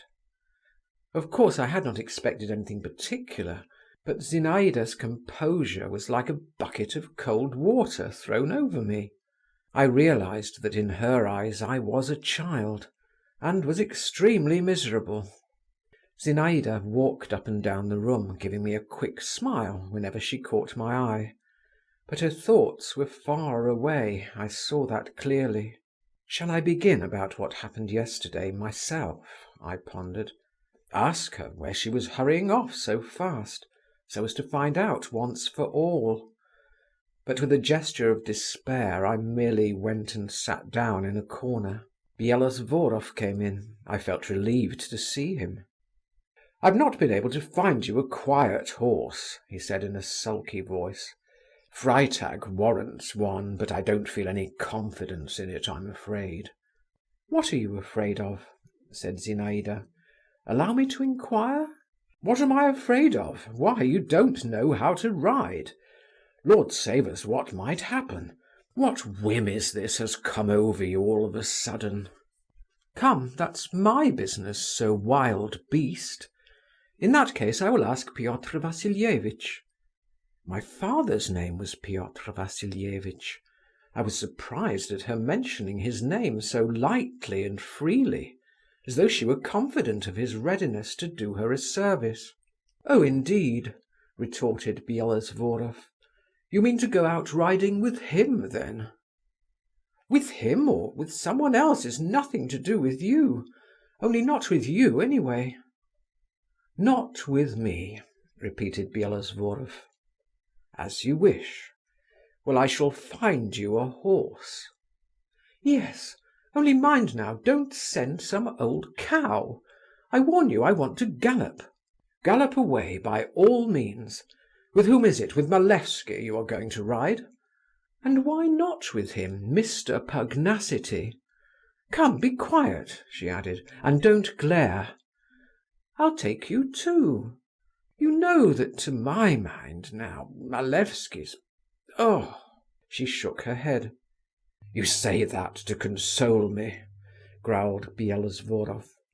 Zinaïda half closed her eyes. "Does that console you?" "Oh, oh!" "Oh, Mr. Pugnacity," she said at last, as though she could find no other word. "And you, Monsieur Voldemar, would you like to come with us?" "I don't care to, in a large party," I muttered, not raising my eyes. "You prefer a tete-a-tete? Well, freedom to the free and heaven to the saints," she commented with a sigh. "Go along, Byelovzorov, and bestir yourself. I must have a horse for tomorrow." "Oh, and where's the money to come from?" put in the old princess. Zinaïda scowled. "I won't ask you for it. Byelovzorov will trust me." "He'll trust you, will he?" grumbled the old princess, and all of a sudden she screeched at the top of her voice. "Duniashka!" "Maman, I have given you a bell to ring," observed Zinaïda. "Duniashka!" repeated the old lady. Byelovzorov took leave. I went away with him. Zinaïda did not try to detain me. Chapter 14. The next day I got up early, cut myself a stick, and set off beyond the town gates. I thought I would walk off my sorrow. It was a lovely day, bright and not too hot. A fresh sportive breeze roved over the earth with temperate rustle and frolic, setting all things aflutter and harassing nothing. I wandered a long while over hills and through woods. I had not felt happy. I had left home with the intention of giving myself up to melancholy. But youth, the exquisite weather, the fresh air, the pleasure of rapid motion, the sweetness of repose, lying on the grass in a solitary nook, gained the upper hand. The memory of those never-to-be-forgotten words, those kisses, forced itself once more upon my soul. It was sweet to me to think that Zinaïda could not anyway fail to do justice to my courage, my heroism. Others may seem better to her than I mused. Let them. But others only say what they would do, while I have done it. And what more would I not do for her? My fancy set to work. I began picturing to myself how I would save her from the hands of enemies, how, covered with blood, I would tear her by force from prison and expire at her feet. I remember a picture hanging in our drawing-room, Malek Adel bearing away Matilda.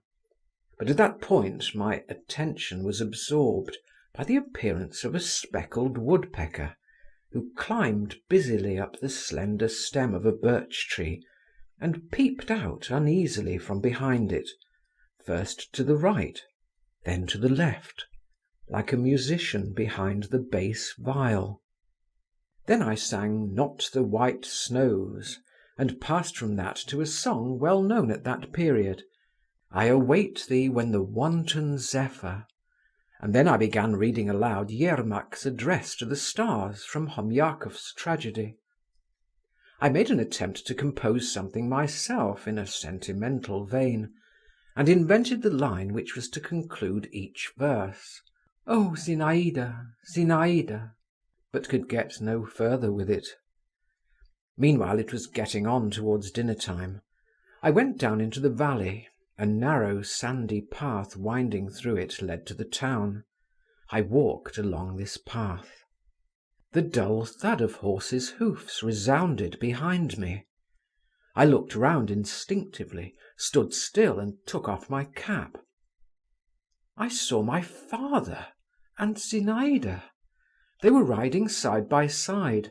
My father was saying something to her, bending right over to her, his hand propped on the horse's neck.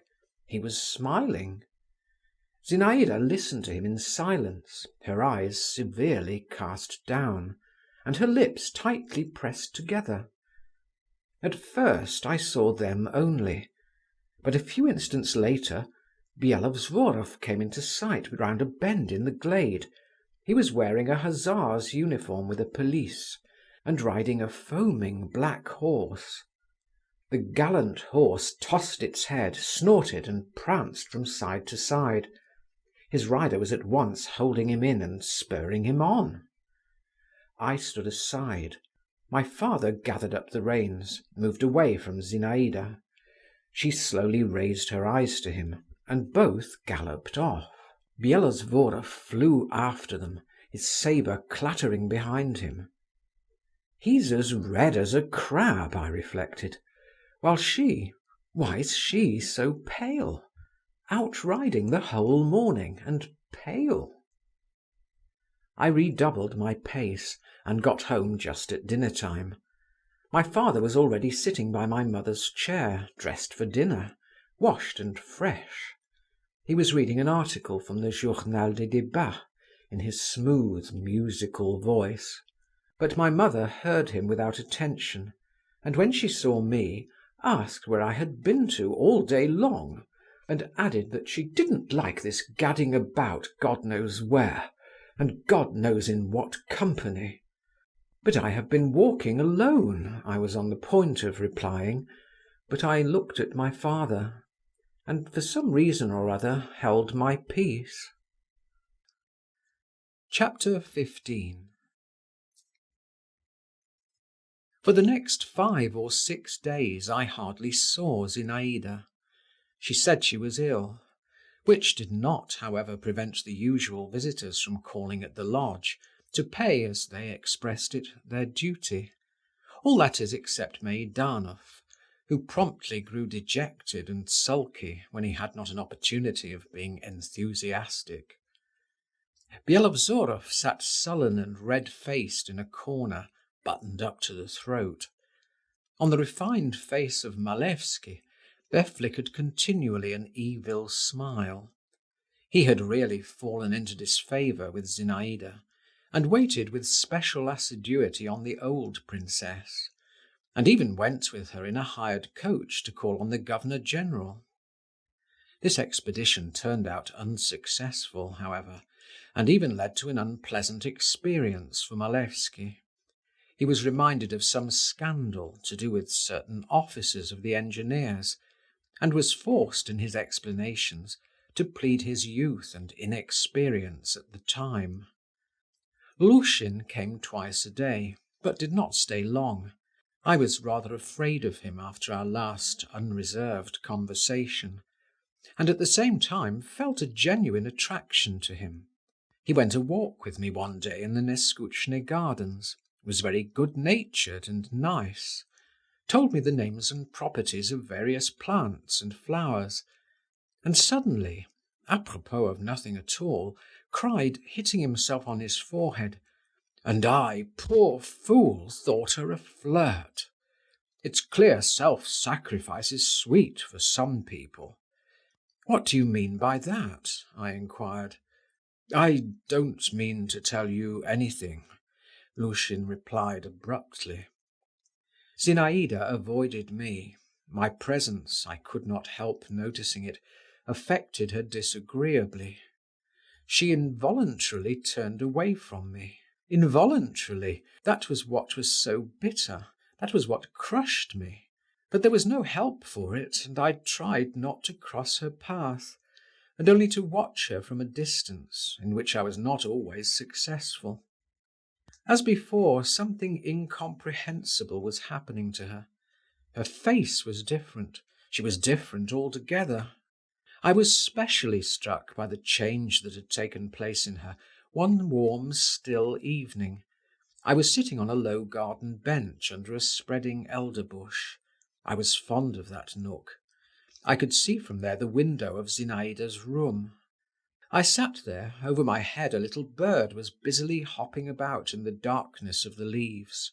A grey cat, stretching herself at full length, crept warily about the garden, and the first beetles were heavily droning in the air, which was still clear, though it was not light. I sat and gazed at the window, and waited to see if it would open. It did open, and Zinaïda appeared at it. She had on a white dress, and she herself, her face, shoulders, and arms, were pale to whiteness. She stayed a long while without moving, and looked out straight before her from under her knitted brows. I had never known such a look on her.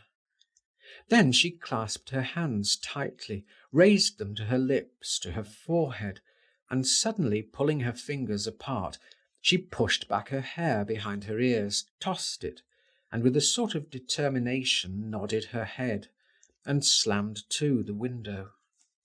3 days later she met me in the garden. I was turning away, but she stopped me of herself. "Give me your arm," she said to me with her old affectionateness. "It's a long while since we have had a talk together." I stole a look at her. Her eyes were full of a soft light, and her face seemed, as it were, smiling through a mist. "Are you still not well?" I asked her. "No, that's all over now," she answered, and she picked a small red rose. "I am a little tired, but that too will pass off." "And will you be as you used to be again?" I asked. Zinaïda put the rose up to her face, and I fancied the reflection of its bright petals had fallen on her cheeks. "Why, am I changed?" she questioned me. "Yes, you are changed," I answered in a low voice. "I have been cold to you, I know," began Zinaïda, "but you mustn't pay attention to that. I couldn't help it. Come, why talk about it?" "You don't want me to love you, that's what it is," I cried gloomily, in an involuntary outburst. "No, love me, but not as you did." "How then?" "Let us be friends. Come now." Zinaïda gave me the rose to smell. "Listen, you know I'm much older than you. I might be your aunt, really. Well, not your aunt, but an older sister. And you think me a child," I interrupted. "Well, yes, a child, but a dear, good, clever one, whom I love very much. Do you know what? From this day forth I confer on you the rank of page to me. And don't you forget that pages have to keep close to their ladies. Here is the token of your new dignity," she added, sticking the rose in the buttonhole of my jacket. "The token of my favour." "I once received other favours from you," I muttered. "Ah," commented Zinaïda, and she gave me a sidelong look. "What a memory he has! Well, I'm quite ready now." And stooping to me, she imprinted on my forehead a pure, tranquil kiss. I only looked at her while she turned away, and saying, "Follow me, my page," went into the lodge.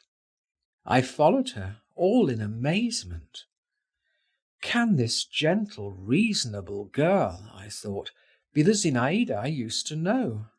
I fancied her very walk was quieter, her whole figure statelier and more graceful. And mercy, with what fresh force love burned within me. Chapter 16. After dinner the usual party assembled again at the lodge, and the young princess came out to them. All were there in full force, just as on that first evening which I never forgot. Even Nirmatsky had limped to see her. Meidanov came this time earliest of all. He brought some new verses. The games of forfeits began again, but without the strange pranks, the practical jokes and noise. The gypsy element had vanished. Zinaïda gave a different tone to the proceedings. I sat beside her by virtue of my office as page. Among other things, she proposed that anyone who had to pay a forfeit should tell his dream. But this was not successful. The dreams were either uninteresting. Byelovzorov had dreamed that he fed his mare on carp, and that she had a wooden head, or unnatural and invented.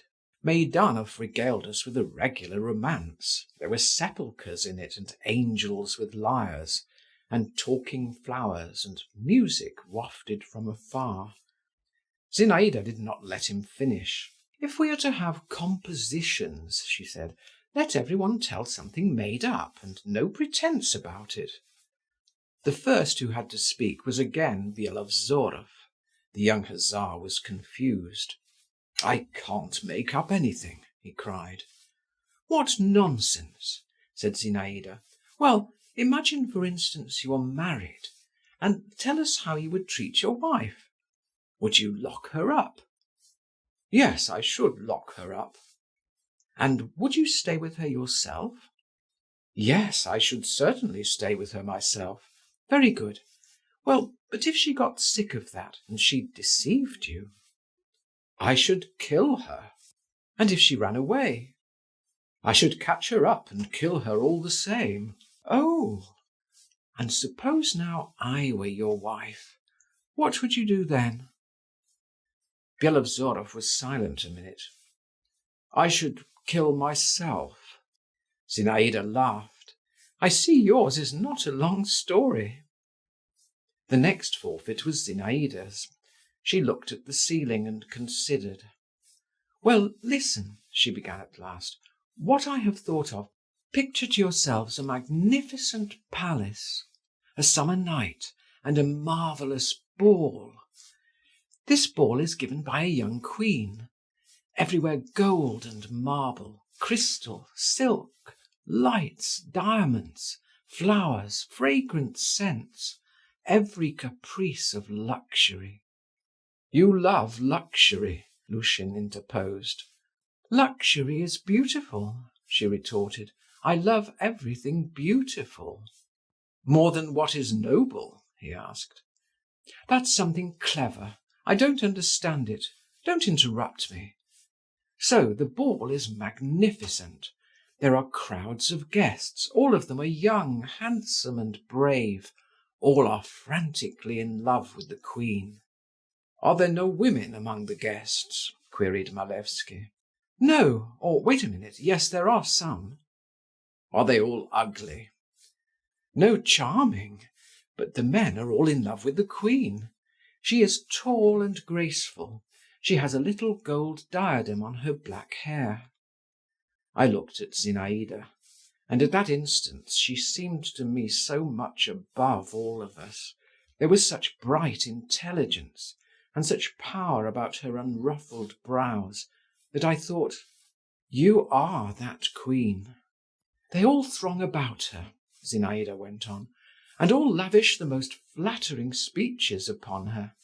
"And she likes flattery?" Lushin queried. "What an intolerable person! He keeps interrupting. Who doesn't like flattery?" "One more last question," observed Malevsky. "Has the queen a husband?" "I hadn't thought about that. No, why should she have a husband?" "To be sure," assented Malevsky. "Why should she have a husband?" "Silence!" cried Meidanov in French, which he spoke very badly. "Merci!" Zinaïda said to him. "And so the queen hears their speeches, and hears the music, but does not look at one of the guests. 6 windows are open from top to bottom, from floor to ceiling, and beyond them is a dark sky with big stars, a dark garden with big trees. The queen gazes out into the garden. Out there among the trees is a fountain. It is white in the darkness, and rises up tall, tall as an apparition. The queen hears, through the talk and the music, the soft splash of its waters. She gazes and thinks, you are all, gentlemen, noble, clever, and rich. You crowd round me. You treasure every word I utter. You are all ready to die at my feet. I hold you in my power. But out there, by the fountain, by that splashing water, stands and waits he whom I love, who holds me in his power. He has neither rich raiment nor precious stones. No one knows him. But he awaits me, and is certain I shall come. And I shall come, and there is no power that could stop me when I want to go out to him, and to stay with him, and be lost with him out there in the darkness of the garden, under the whispering of the trees and the splash of the fountain." Zinaïda ceased. Is that a made-up story?" Malevsky inquired slyly. Zinaïda did not even look at him. "And what should we have done, gentlemen," Lushin began suddenly, "if we had been among the guests and had known of the lucky fellow at the fountain?" Stop a minute," interposed Zinaïda. "I will tell you myself what each of you would have done. You, Byelovzorov, would have challenged him to a duel. You, Meidanov, would have written an epigram on him. No, though, you can't write epigrams. You would have made up a long poem on him in the style of Barbier, and would have inserted your production in the Telegraph. You, Nirmatsky, would have you would have lent him money at high interest. You, doctor," she stopped. "There, I really don't know what you would have done."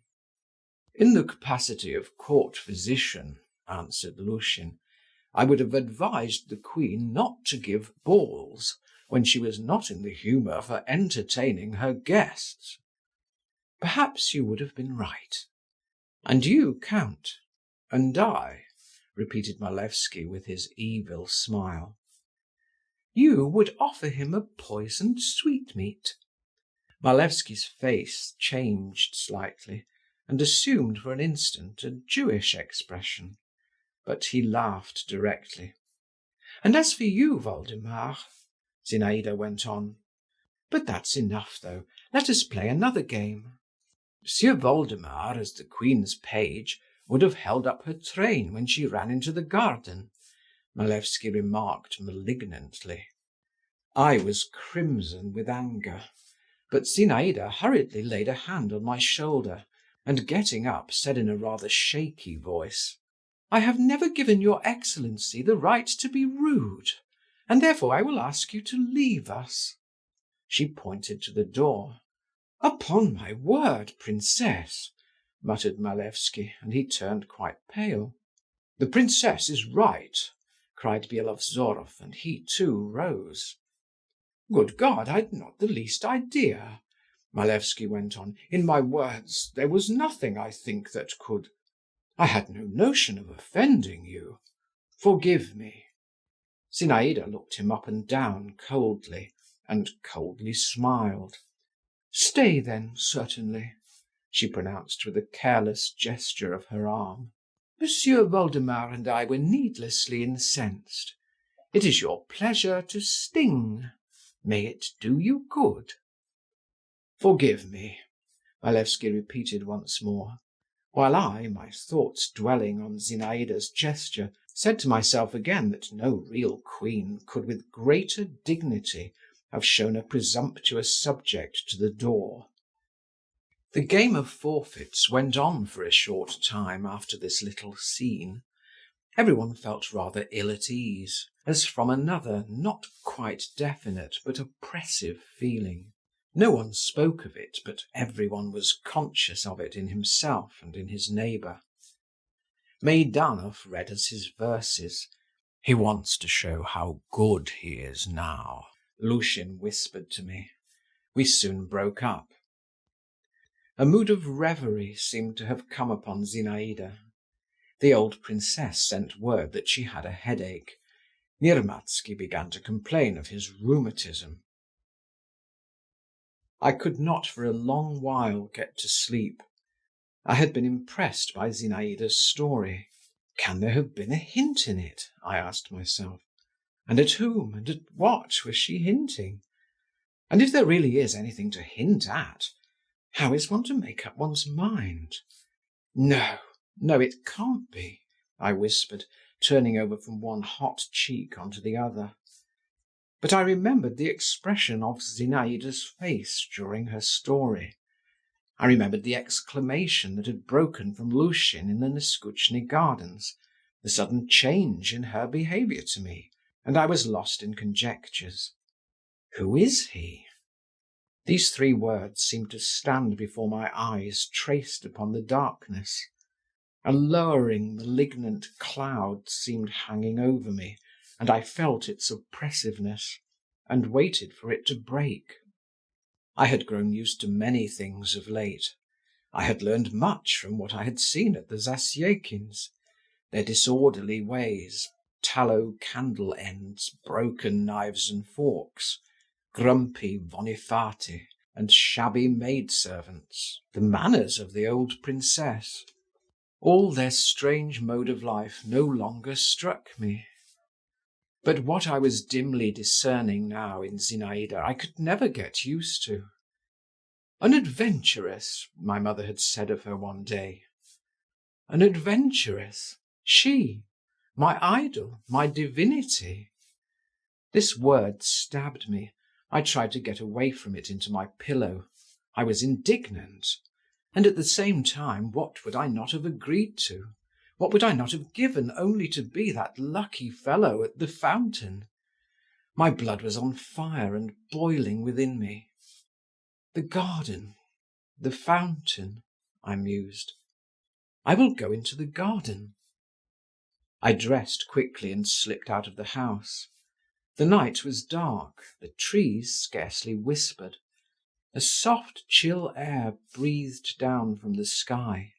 A smell of fennel trailed across from the kitchen garden. I went through all the walks. The light sound of my own footsteps at once confused and emboldened me. I stood still, waited and heard my heart beating fast and loudly. At last I went up to the fence and leaned against the thin bar. Suddenly, or was it my fancy, a woman's figure flashed by a few paces from me. I strained my eyes eagerly into the darkness. I held my breath. What was that? Did I hear steps, or was it my heart beating again? Who is here? I faltered, hardly audibly. What was that again? A smothered laugh, or a rustling in the leaves, or a sigh just at my ear? I felt afraid. Who is here? I repeated still more softly. The air blew in a gust for an instant. A streak of fire flashed across the sky. It was a star falling. Zinaïda! I wanted to call, but the word died away on my lips. And all at once everything became profoundly still around, as is often the case in the middle of the night. Even the grasshoppers ceased their churr in the trees. Only a window rattled somewhere. I stood and stood, and then went back to my room, to my chilled bed. I felt a strange sensation, as though I had gone to a tryst and had been left lonely, and had passed close by another's happiness. Chapter 17.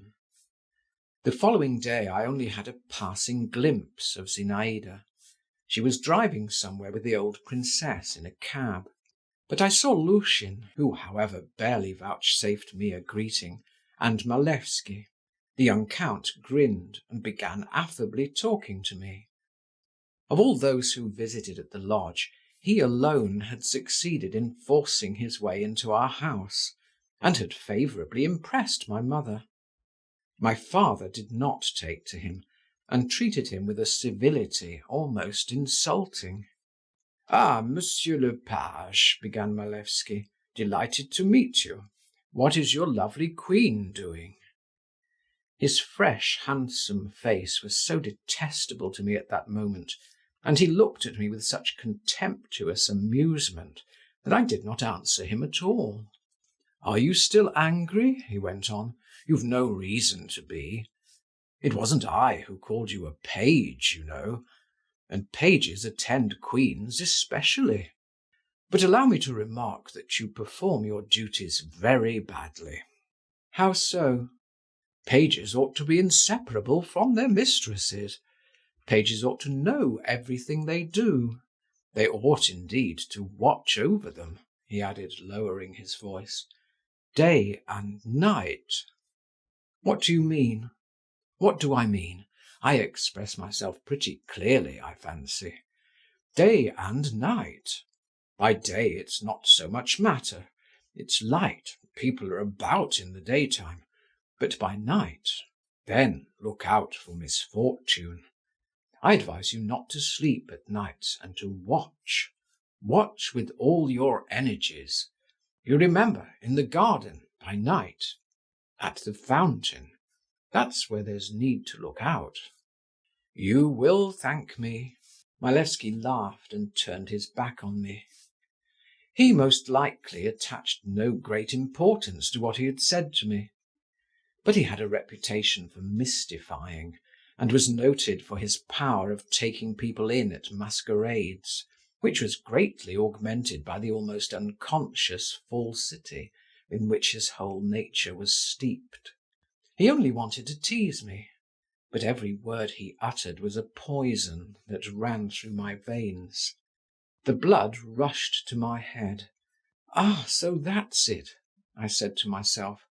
"Good. So there was reason for me to feel drawn into the garden." "That shan't be so," I cried aloud, and struck myself on the chest with my fist, though precisely what should not be so I could not have said. Whether Malevsky himself goes into the garden, I thought. He was bragging, perhaps, he has insolence enough for that, or someone else. The fence of our garden was very low, and there was no difficulty in getting over it. Anyway, if anyone falls into my hands, it will be the worse for him. I don't advise anyone to meet me. I will prove to all the world, and to her, the traitress, I actually used the word traitress, that I can be revenged. I returned to my own room, took out of the writing table an English knife I had recently bought, felt its sharp edge, and knitting my brows with an air of cold and concentrated determination, thrust it into my pocket, as though doing such deeds was nothing out of the way for me. And not the first time. My heart heaved angrily, and felt heavy as a stone. All day long I kept a scowling brow and lips tightly compressed, and was continually walking up and down, clutching with my hand in my pocket the knife, which was warm from my grasp, while I prepared myself beforehand for something terrible. These new, unknown sensations so occupied and even delighted me that I hardly thought of Zinaïda herself. I was continually haunted by Aleko, the young gypsy. "Where art thou going, young handsome man? Lie there." And then, "Thou art all besprent with blood. Oh, what hast thou done?" "Naught." With a cruel smile I repeated that "naught." My father was not at home, but my mother, who had for some time been in an almost continual state of dumb exasperation, noticed my gloomy and heroic aspect, and said to me at supper, "Why are you sulking like a mouse in a meal tub?" I merely smiled condescendingly in reply, and thought, if only they knew. It struck 11. I went to my room, but did not undress. I waited for midnight. At last it struck. "The time has come," I muttered between my teeth, and buttoning myself up to the throat, and even pulling my sleeves up, I went into the garden. I had already fixed on the spot from which to keep watch. At the end of the garden, at the point where the fence separating our domain from the Zasyekins joined the common wall, grew a pine tree standing alone. Standing under its low, thick branches, I could see well, as far as the darkness of the night permitted, what took place around. Close by ran a winding path which had always seemed mysterious to me. It coiled like a snake under the fence, which at that point bore traces of having been climbed over, and led to a round arbour formed of thick acacias. I made my way to the pine tree, leaned my back against its trunk, and began my watch. The night was as still as the night before, but there were fewer clouds in the sky, and the outlines of bushes, even of tall flowers, could be more distinctly seen. The first moments of expectation were oppressive, almost terrible. I had made up my mind to everything. I only debated how to act, whether to thunder, "Where goest thou? Stand, show thyself," or "Death," or simply to strike. Every sound, every whisper and rustle seemed to me portentous and extraordinary. I prepared myself. I bent forward. But half an hour passed, an hour passed.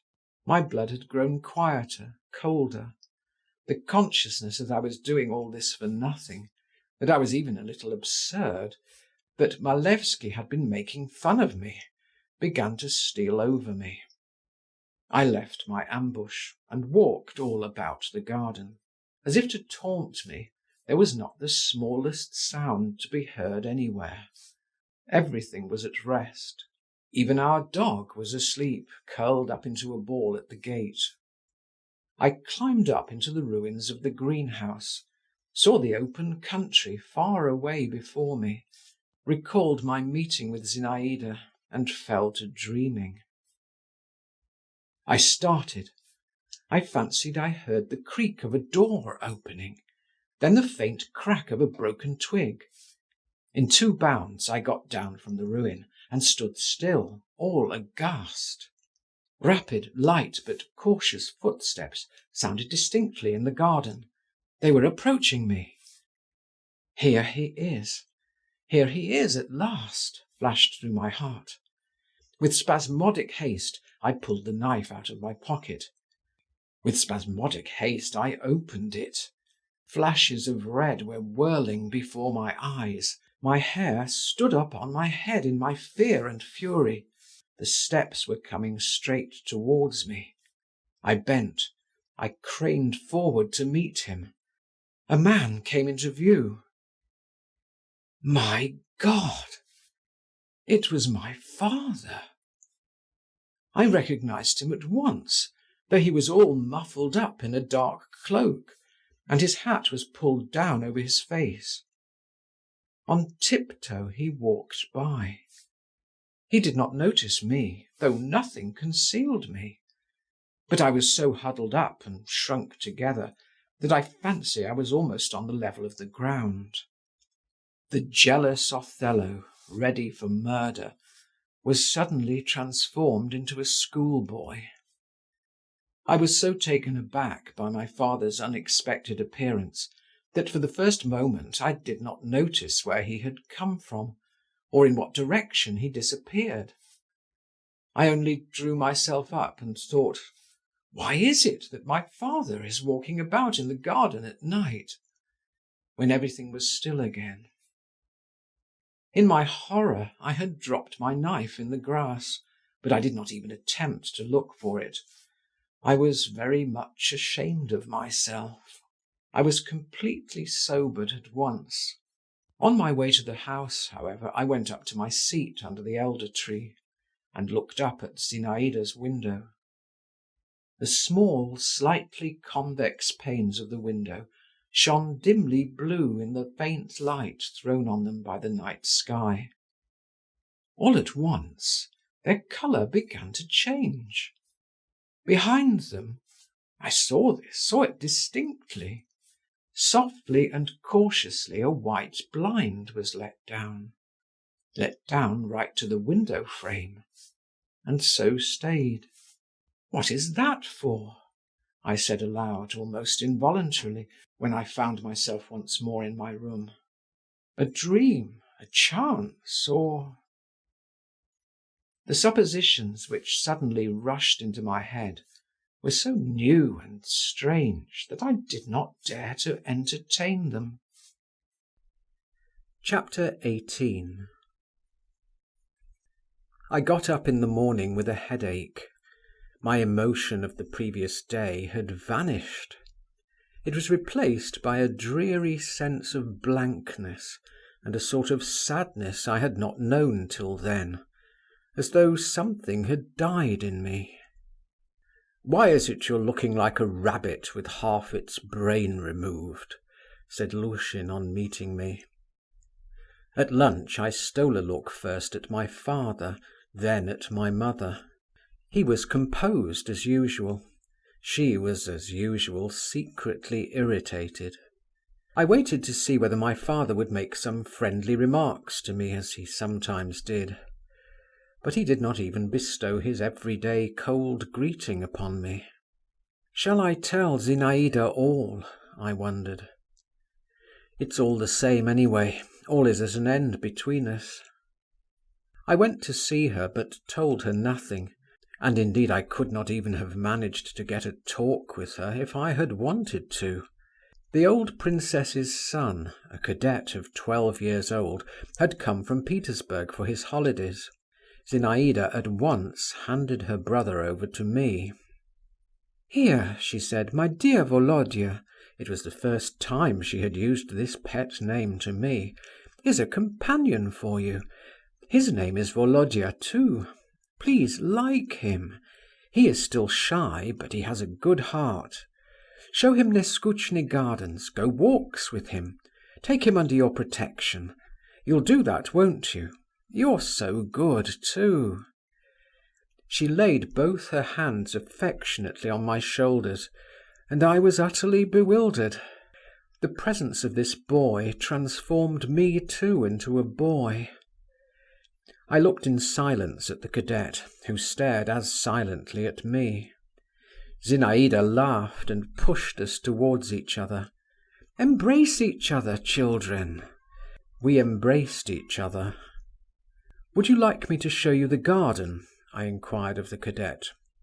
"If you please," he replied in the regular cadet's hoarse voice. Zinaïda laughed again. I had time to notice that she had never had such an exquisite colour in her face before. I set off with the cadet. There was an old-fashioned swing in our garden. I sat him down on the narrow plank seat and began swinging him. He sat rigid in his new little uniform of stout cloth, with its broad gold braiding, and kept tight hold of the cords. "You'd better unbutton your collar," I said to him. "It's all right, we're used to it," he said, and cleared his throat. He was like his sister. The eyes especially recalled her. I liked being nice to him, and at the same time an aching sadness was gnawing at my heart. Now I certainly am a child, I thought, but yesterday… I remembered where I had dropped my knife the night before and looked for it. The cadet asked me for it, picked a thick stalk of wild parsley, cut a pipe out of it, and began whistling. Othello whistled too. But in the evening how he wept, this Othello, in Zinaïda's arms, when, seeking him out in a corner of the garden, she asked him why he was so depressed. My tears flowed with such violence that she was frightened. "What is wrong with you? What is it, Volodya?" she repeated. And seeing I made no answer and did not cease weeping, she was about to kiss my wet cheek. But I turned away from her and whispered through my sobs, "I know all. Why did you play with me? What need had you of my love?" "I am to blame, Volodya," said Zinaïda. "I am very much to blame," she added, wringing her hands. "How much there is bad and black and sinful in me! But I'm not playing with you now. I love you. You don't even suspect why and how. But what is it you know?" What could I say to her? She stood facing me and looked at me, and I belonged to her altogether from head to foot directly she looked at me. A quarter of an hour later I was running races with the cadet and Zinaïda. I was not crying, I was laughing, though my swollen eyelids dropped a tear or two as I laughed. I had Zinaïda's ribbon round my neck for a cravat, and I shouted with delight whenever I succeeded in catching her round the waist.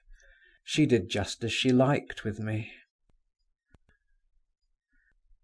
Chapter 19. I should be in a great difficulty if I were forced to describe exactly what passed within me in the course of the week after my unsuccessful midnight expedition. It was a strange, feverish time, a sort of chaos. in which the most violently opposed feelings, thoughts, suspicions, hopes, joys and sufferings whirled together in a kind of hurricane. I was afraid to look into myself. If a boy of 16 ever can look into himself, I was afraid to take stock of anything. I simply hastened to live through every day till evening, and at night I slept. The light-heartedness of childhood came to my aid.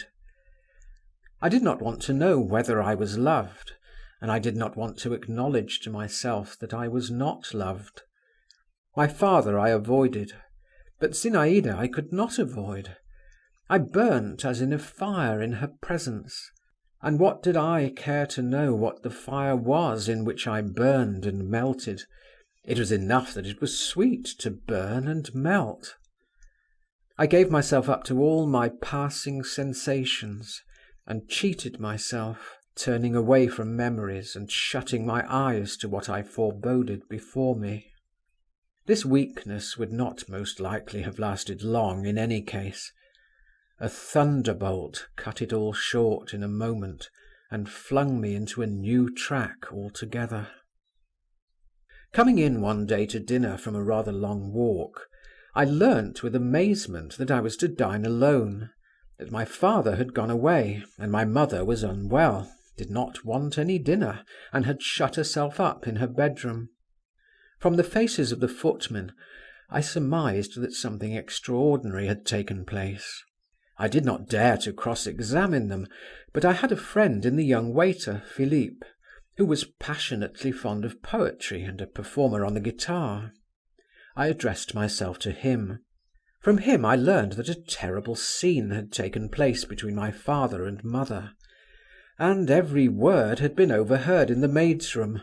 Much of it had been in French, but Masha, the lady's maid, had lived 5 years with a dressmaker from Paris, and she understood it all. That my mother had reproached my father with infidelity, with an intimacy with the young lady next door. That my father at first had defended himself, but afterwards had lost his temper, and he too had said something cruel, reflecting on her age, which had made my mother cry. That my mother too had alluded to some loan which it seemed had been made to the old princess, and had spoken very ill of her and of the young lady too, and that then my father had threatened her. And all the mischief, continued Philippe, came from an anonymous letter, and who wrote it no one knows, or else there'd have been no reason whatever for the matter to have come out at all. But was there really any ground? I brought out with difficulty, while my hands and feet went cold, and a sort of shudder ran through my inmost being. Philippe winked meaningly. There was. There's no hiding those things. For all that your father was careful this time. But there, you see, he'd, for instance, to hire a carriage or something. No getting on without servants either. I dismissed Philippe and fell onto my bed. I did not sob, I did not give myself up to despair. I did not ask myself when and how this had happened. I did not wonder how it was I had not guessed it before, long ago. I did not even upbraid my father. What I had learnt was more than I could take in. This sudden revelation stunned me. All was at an end. All the fair blossoms of my heart were roughly plucked at once, and lay about me, flung on the ground, and trampled underfoot. Chapter 20. My mother next day announced her intention of returning to the town. In the morning my father had gone into her bedroom, and stayed there a long while alone with her. No one had overheard what he said to her, but my mother wept no more. She regained her composure, and asked for food, but did not make her appearance nor change her plans. I remember I wandered about the whole day, but did not go into the garden. I never once glanced at the lodge, and in the evening I was the spectator of an amazing occurrence. My father conducted Count Malevsky by the arm through the dining room into the hall, and in the presence of a footman said icily to him: "A few days ago your excellency was shown the door in our house, and now I am not going to enter into any kind of explanation with you, but I have the honour to announce to you that if you ever visit me again I shall throw you out of window. I don't like your handwriting." The count bowed, bit his lips, shrank away and vanished. Preparations were beginning for our removal to town, to Arbaty Street, where we had a house. My father himself probably no longer cared to remain at the country house, but clearly he had succeeded in persuading my mother not to make a public scandal. Everything was done quietly, without hurry. My mother even sent her compliments to the old princess, and expressed her regret that she was prevented by indisposition from seeing her again before her departure. I wandered about like one possessed, and only longed for one thing, for it all to be over as soon as possible. One thought I could not get out of my head. How could she, a young girl, and a princess too, after all, bring herself to such a step, knowing that my father was not a free man, and having an opportunity of marrying, for instance, Byelovzorov? What did she hope for? How was it she was not afraid of ruining her whole future? Yes, I thought, this is love, this is passion, this is devotion. And Lushin's words came back to me. To sacrifice oneself for some people is sweet. I chanced somehow to catch sight of something white in one of the windows of the lodge. Can it be Zinaïda's face, I thought. Yes, it really was her face. I could not restrain myself. I could not part from her without saying a last goodbye to her. I seized a favourable instant and went into the lodge. In the drawing-room the old princess met me with her usual slovenly and careless greetings. "How's this, my good man, your folks are off in such a hurry?" she observed, thrusting snuff into her nose. I looked at her, and a load was taken off my heart. The word loan, dropped by Philippe, had been torturing me. She had no suspicion, at least I thought so then. Zinaïda came in from the next room, pale and dressed in black, with her hair hanging loose. She took me by the hand without a word, and drew me away with her. "I heard your voice," she began, "and came out at once. Is it so easy for you to leave us, bad boy?" "I have come to say good-bye to you, princess," I answered, "probably forever. You have heard, perhaps, we are going away." Zinaïda looked intently at me. "Yes, I have heard. Thanks for coming. I was beginning to think I should not see you again. Don't remember evil against me. I have sometimes tormented you, but all the same I am not what you imagine me." She turned away and leaned against the window. "Really, I am not like that. I know you have a bad opinion of me." "I?" "Yes, you. You." I repeated mournfully, and my heart throbbed as of old under the influence of her overpowering, indescribable fascination. "I, believe me, Zinaïda Alexandrovna, whatever you did, however you tormented me, I should love and adore you to the end of my days." She turned with a rapid motion to me, and flinging wide her arms, embraced my head, and gave me a warm and passionate kiss. God knows whom that long farewell kiss was seeking, but I eagerly tasted its sweetness. I knew that it would never be repeated. "Goodbye, goodbye," I kept saying. She tore herself away and went out. And I went away. I cannot describe the emotion with which I went away. I should not wish it ever to come again. But I should think myself unfortunate, Had I never experienced such an emotion? We went back to town. I did not quickly shake off the past. I did not quickly get to work. My wound slowly began to heal. But I had no ill feeling against my father. On the contrary, he had, as it were, gained in my eyes. Let psychologists explain the contradiction as best they can. One day I was walking along a boulevard, and to my indescribable delight I came across Lushin. I liked him for his straightforward and unaffected character, and besides he was dear to me for the sake of the memories he aroused in me. I rushed up to him. "Ah," he said, knitting his brows, "so it's you, young man. Let me have a look at you. You're still as yellow as ever, but yet there's not the same nonsense in your eyes. You look like a man, not a lapdog. That's good. Well, what are you doing? Working?" I gave a sigh. I did not like to tell a lie, while I was ashamed to tell the truth. "Well, never mind," Lushin went on. "Don't be shy. The great thing is to lead a normal life and not be the slave of your passions. What do you get if not? Wherever you are carried by the tide. It's all a bad lookout. A man must stand on his own feet if he can get nothing but a rock to stand on. Here, I've got a cough. And Byelovzorov, have you heard anything of him?" "No, what is it?" "He's lost, and no news of him. They say he's gone away to the Caucasus. A lesson to you, young man, and it's all from not knowing how to part in time, to break out of the net.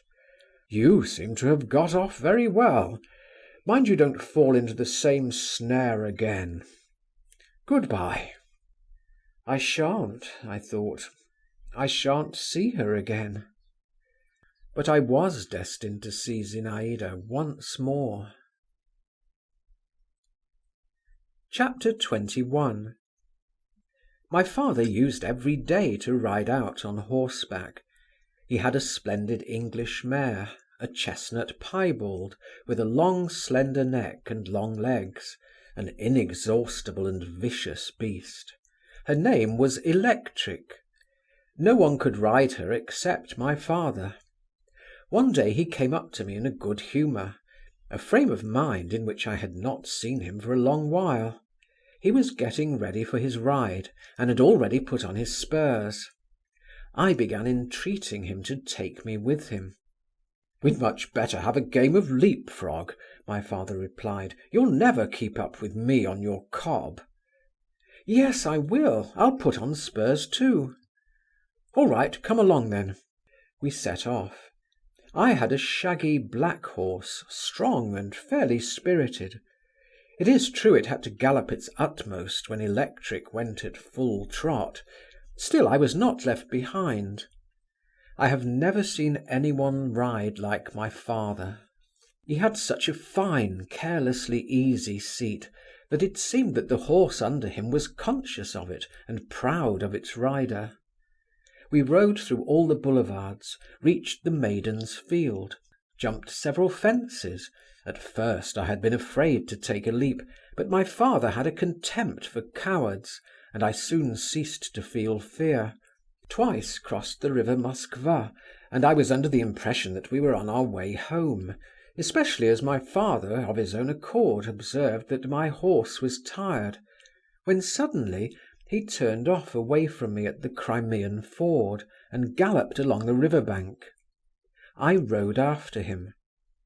When he had reached a high stack of old timber, he slid quickly off Electric, told me to dismount, and giving me his horse's bridle, told me to wait for him there at the timber stack, and turning off into a small street, disappeared. I began walking up and down the river bank, leading the horses, and scolding Electric, who kept pulling, shaking her head, snorting and neighing as she went. And when I stood still, never failed to paw the ground, and whining bite my cob on the neck. In fact, she conducted herself altogether like a spoilt thoroughbred. My father did not come back. A disagreeable damp mist rose from the river, a fine rain began softly blowing up and spotting with tiny dark flecks the stupid grey timber stack which I kept passing and repassing and was deadly sick of by now. I was terribly bored, and still my father did not come. A sort of sentryman, a Finn, grey all over like the timber, and with a huge old-fashioned shako like a pot on his head, and with a halberd. However came a sentry, if you think of it, on the banks of the Moskva, drew near, and turning his wrinkled face, like an old woman's, towards me, he observed, "What are you doing here with the horses, young master? Let me hold them." I made him no reply. He asked me for tobacco. To get rid of him, I was in a fret of impatience too. I took a few steps in the direction in which my father had disappeared, then walked along the little street to the end, turned the corner, and stood still. In the street, 40 paces from me, at the open window of a little wooden house, stood my father, his back turned to me. He was leaning forward over the window-sill, and in the house, half hidden by a curtain, sat a woman in a dark dress, talking to my father. This woman was Zinaïda. I was petrified. This, I confess, I had never expected. My first impulse was to run away. My father will look round, I thought, and I am lost. But a strange feeling, a feeling stronger than curiosity, stronger than jealousy, stronger even than fear, held me there. I began to watch. I strained my ears to listen. It seemed as though my father were insisting on something. Zinaïda would not consent. I seemed to see her face now, mournful, serious, lovely, and with an inexpressible impress of devotion, grief, love, and a sort of despair. I can find no other word for it. She uttered monosyllables, not raising her eyes, simply smiling, submissively, but without yielding. By that smile alone I should have known my Zinaïda of old days. My father shrugged his shoulders and straightened his hat on his head, which was always a sign of impatience with him.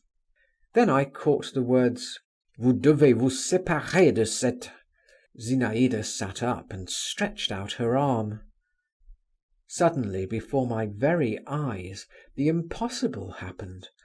My father suddenly lifted the whip, with which he had been switching the dust off his coat, and I heard a sharp blow on that arm, bare to the elbow. I could scarcely restrain myself from crying out, while Zinaïda shuddered, looked without a word at my father, and slowly raising her arm to her lips, kissed the streak of red upon it. My father flung away the whip, and running quickly up the steps, dashed into the house. Zinaïda turned round, and with outstretched arms and downcast head, she too moved away from the window. My heart sinking with panic, with a sort of awestruck horror, I rushed back, and running down the lane, almost letting go my hold of electric, went back to the bank of the river. I could not think clearly of anything. I knew that my cold and reserved father was sometimes seized by fits of fury, and all the same I could never comprehend what I had just seen. But I felt at the time that however long I lived I could never forget the gesture, the glance, the smile of Zinaïda, that her image, this image so suddenly presented to me, was imprinted for ever on my memory. I stared vacantly at the river, and never noticed that my tears were streaming. She is beaten, I was thinking. Beaten, beaten. "Hullo, what are you doing? Give me the mare," I heard my father's voice saying behind me. Mechanically I gave him the bridle. He leapt onto electric. The mare, chill with standing, reared on her haunches, and leapt 10 feet away. But my father soon subdued her. He drove the spurs into her side and gave her a blow on the neck with his fist. "Ah, I've no whip," he muttered. I remembered the swish and fall of the whip heard so short a time before, and shuddered. "Where did you put it?" I asked my father after a brief pause. My father made no answer and galloped on ahead. I overtook him. I felt that I must see his face. "Were you bored waiting for me?" he muttered through his teeth. "A little." "Where did you drop your whip?" I asked again. My father glanced quickly at me. "I didn't drop it," he replied. "I threw it away." He sank into thought and dropped his head. And then, for the first and almost for the last time, I saw how much tenderness and pity his stern features were capable of expressing. He galloped on again, and this time I could not overtake him.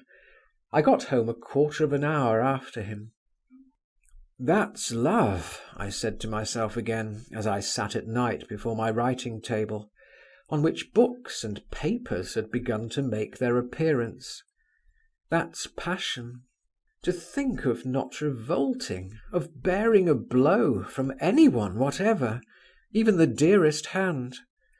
But it seems one can if one loves. While I imagined." I had grown much older during the last month, and my love, with all its transports and sufferings, struck me myself as something small and childish and pitiful beside this other unimagined something, which I could hardly fully grasp, and which frightened me like an unknown, beautiful but menacing face, which one strives in vain to make out clearly in the half-darkness. A strange and fearful dream came to me that same night. I dreamed I went into a low, dark room. My father was standing with a whip in his hand, stamping with anger. In the corner crouched Zinaïda, and not on her arm but on her forehead was a stripe of red, while behind them both towered Bielosvoroff, covered with blood. He opened his white lips and wrathfully threatened my father. 2 months later I entered the university, and within 6 months my father died of a stroke in Petersburg, where he had just moved with my mother and me. A few days before his death he received a letter from Moscow which threw him into a violent agitation. He went to my mother to beg some favour of her, and I was told he positively shed tears. He, my father! On the very morning of the day when he was stricken down, he had begun a letter to me in French. "My son," he wrote to me, "fear the love of woman. Fear that bliss, that poison." After his death my mother sent a considerable sum of money to Moscow. Chapter 22. 4 years passed. I had just left the university, and did not know exactly what to do with myself, at what door to knock. I was hanging about for a time with nothing to do. One fine evening I met Meidanov at the theatre. He had got married and had entered the civil service, but I found no change in him. He fell into ecstasies in just the same superfluous way, and just as suddenly grew depressed again. "You know," he told me among other things, "Madame Dolsky's here." "What Madame Dolsky?" "Can you have forgotten her? The young Princess Zasyekin, whom we were all in love with, and you too. Do you remember at the country house near Neskutchny Gardens?" "She married a Dolsky?" "Yes."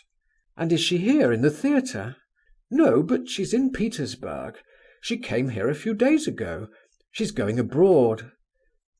"What sort of fellow is her husband?" I asked. "A splendid fellow with property. He's a colleague of mine in Moscow.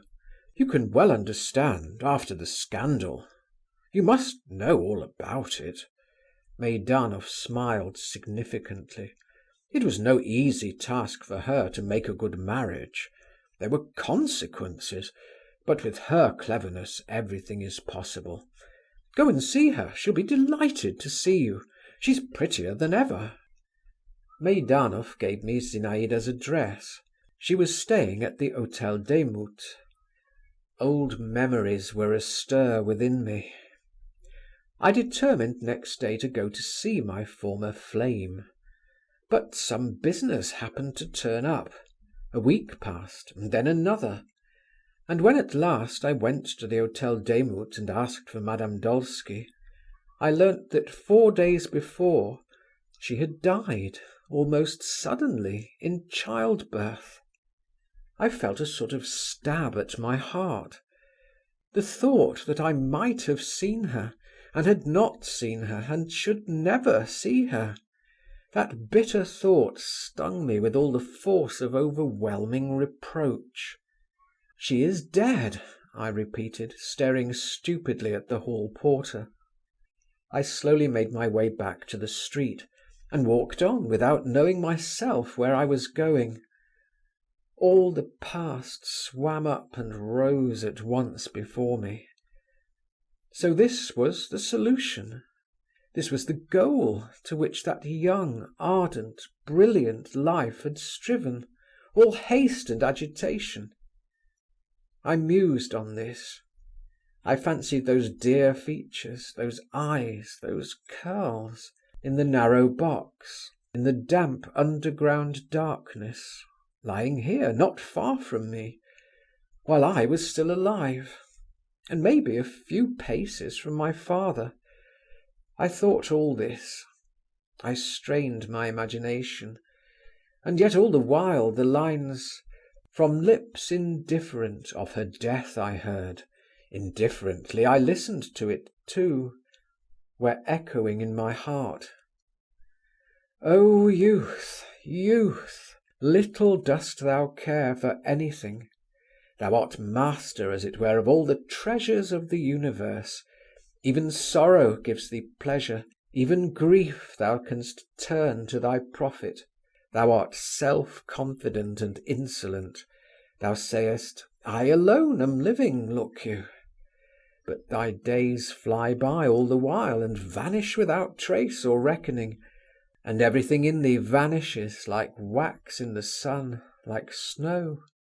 And perhaps the whole secret of thy charm lies not in being able to do anything, but in being able to think thou wilt do anything, lies just in thy throwing to the winds forces which thou couldst not make other use of, in each of us gravely regarding himself as a prodigal, gravely supposing that he is justified in saying, 'Oh, what might I not have done if I had not wasted my time?' I now, what did I hope for, what did I expect, what rich future did I foresee, when the phantom of my first love, rising up for an instant, barely called forth one sigh, one mournful sentiment? And what has come to pass of all I hoped for? And now, when the shades of evening begin to steal over my life, what have I left fresher, more precious than the memories of the storm, so soon over, of early morning, of spring? But I do myself injustice. Even then, in those light-hearted young days, I was not deaf to the voice of sorrow when it called upon me, to the solemn strains floating to me from beyond the tomb. I remember, a few days after I heard of Zinaïda's death, I was present through a peculiar, irresistible impulse at the death of a poor old woman who lived in the same house as we. Covered with rags, lying on hard boards with a sack under her head, she died hardly and painfully. Her whole life had been passed in the bitter struggle with daily want. She had known no joy, had not tasted the honey of happiness. One would have thought surely she would rejoice at death, at her deliverance, her rest. But yet, as long as her decrepit body held out, as long as her breast still heaved in agony under the icy hand weighing upon it, until her last forces left her, the old woman crossed herself and kept whispering, "Lord, forgive my sins," and only with the last spark of consciousness vanished from her eyes the look of fear, of horror of the end. And I remember that then, by the deathbed of that poor old woman, I felt aghast for Zinaïda, and longed to pray for her, for my father, and for myself. End of First Love, by Ivan Turgenev. Translated by Constance Garnett.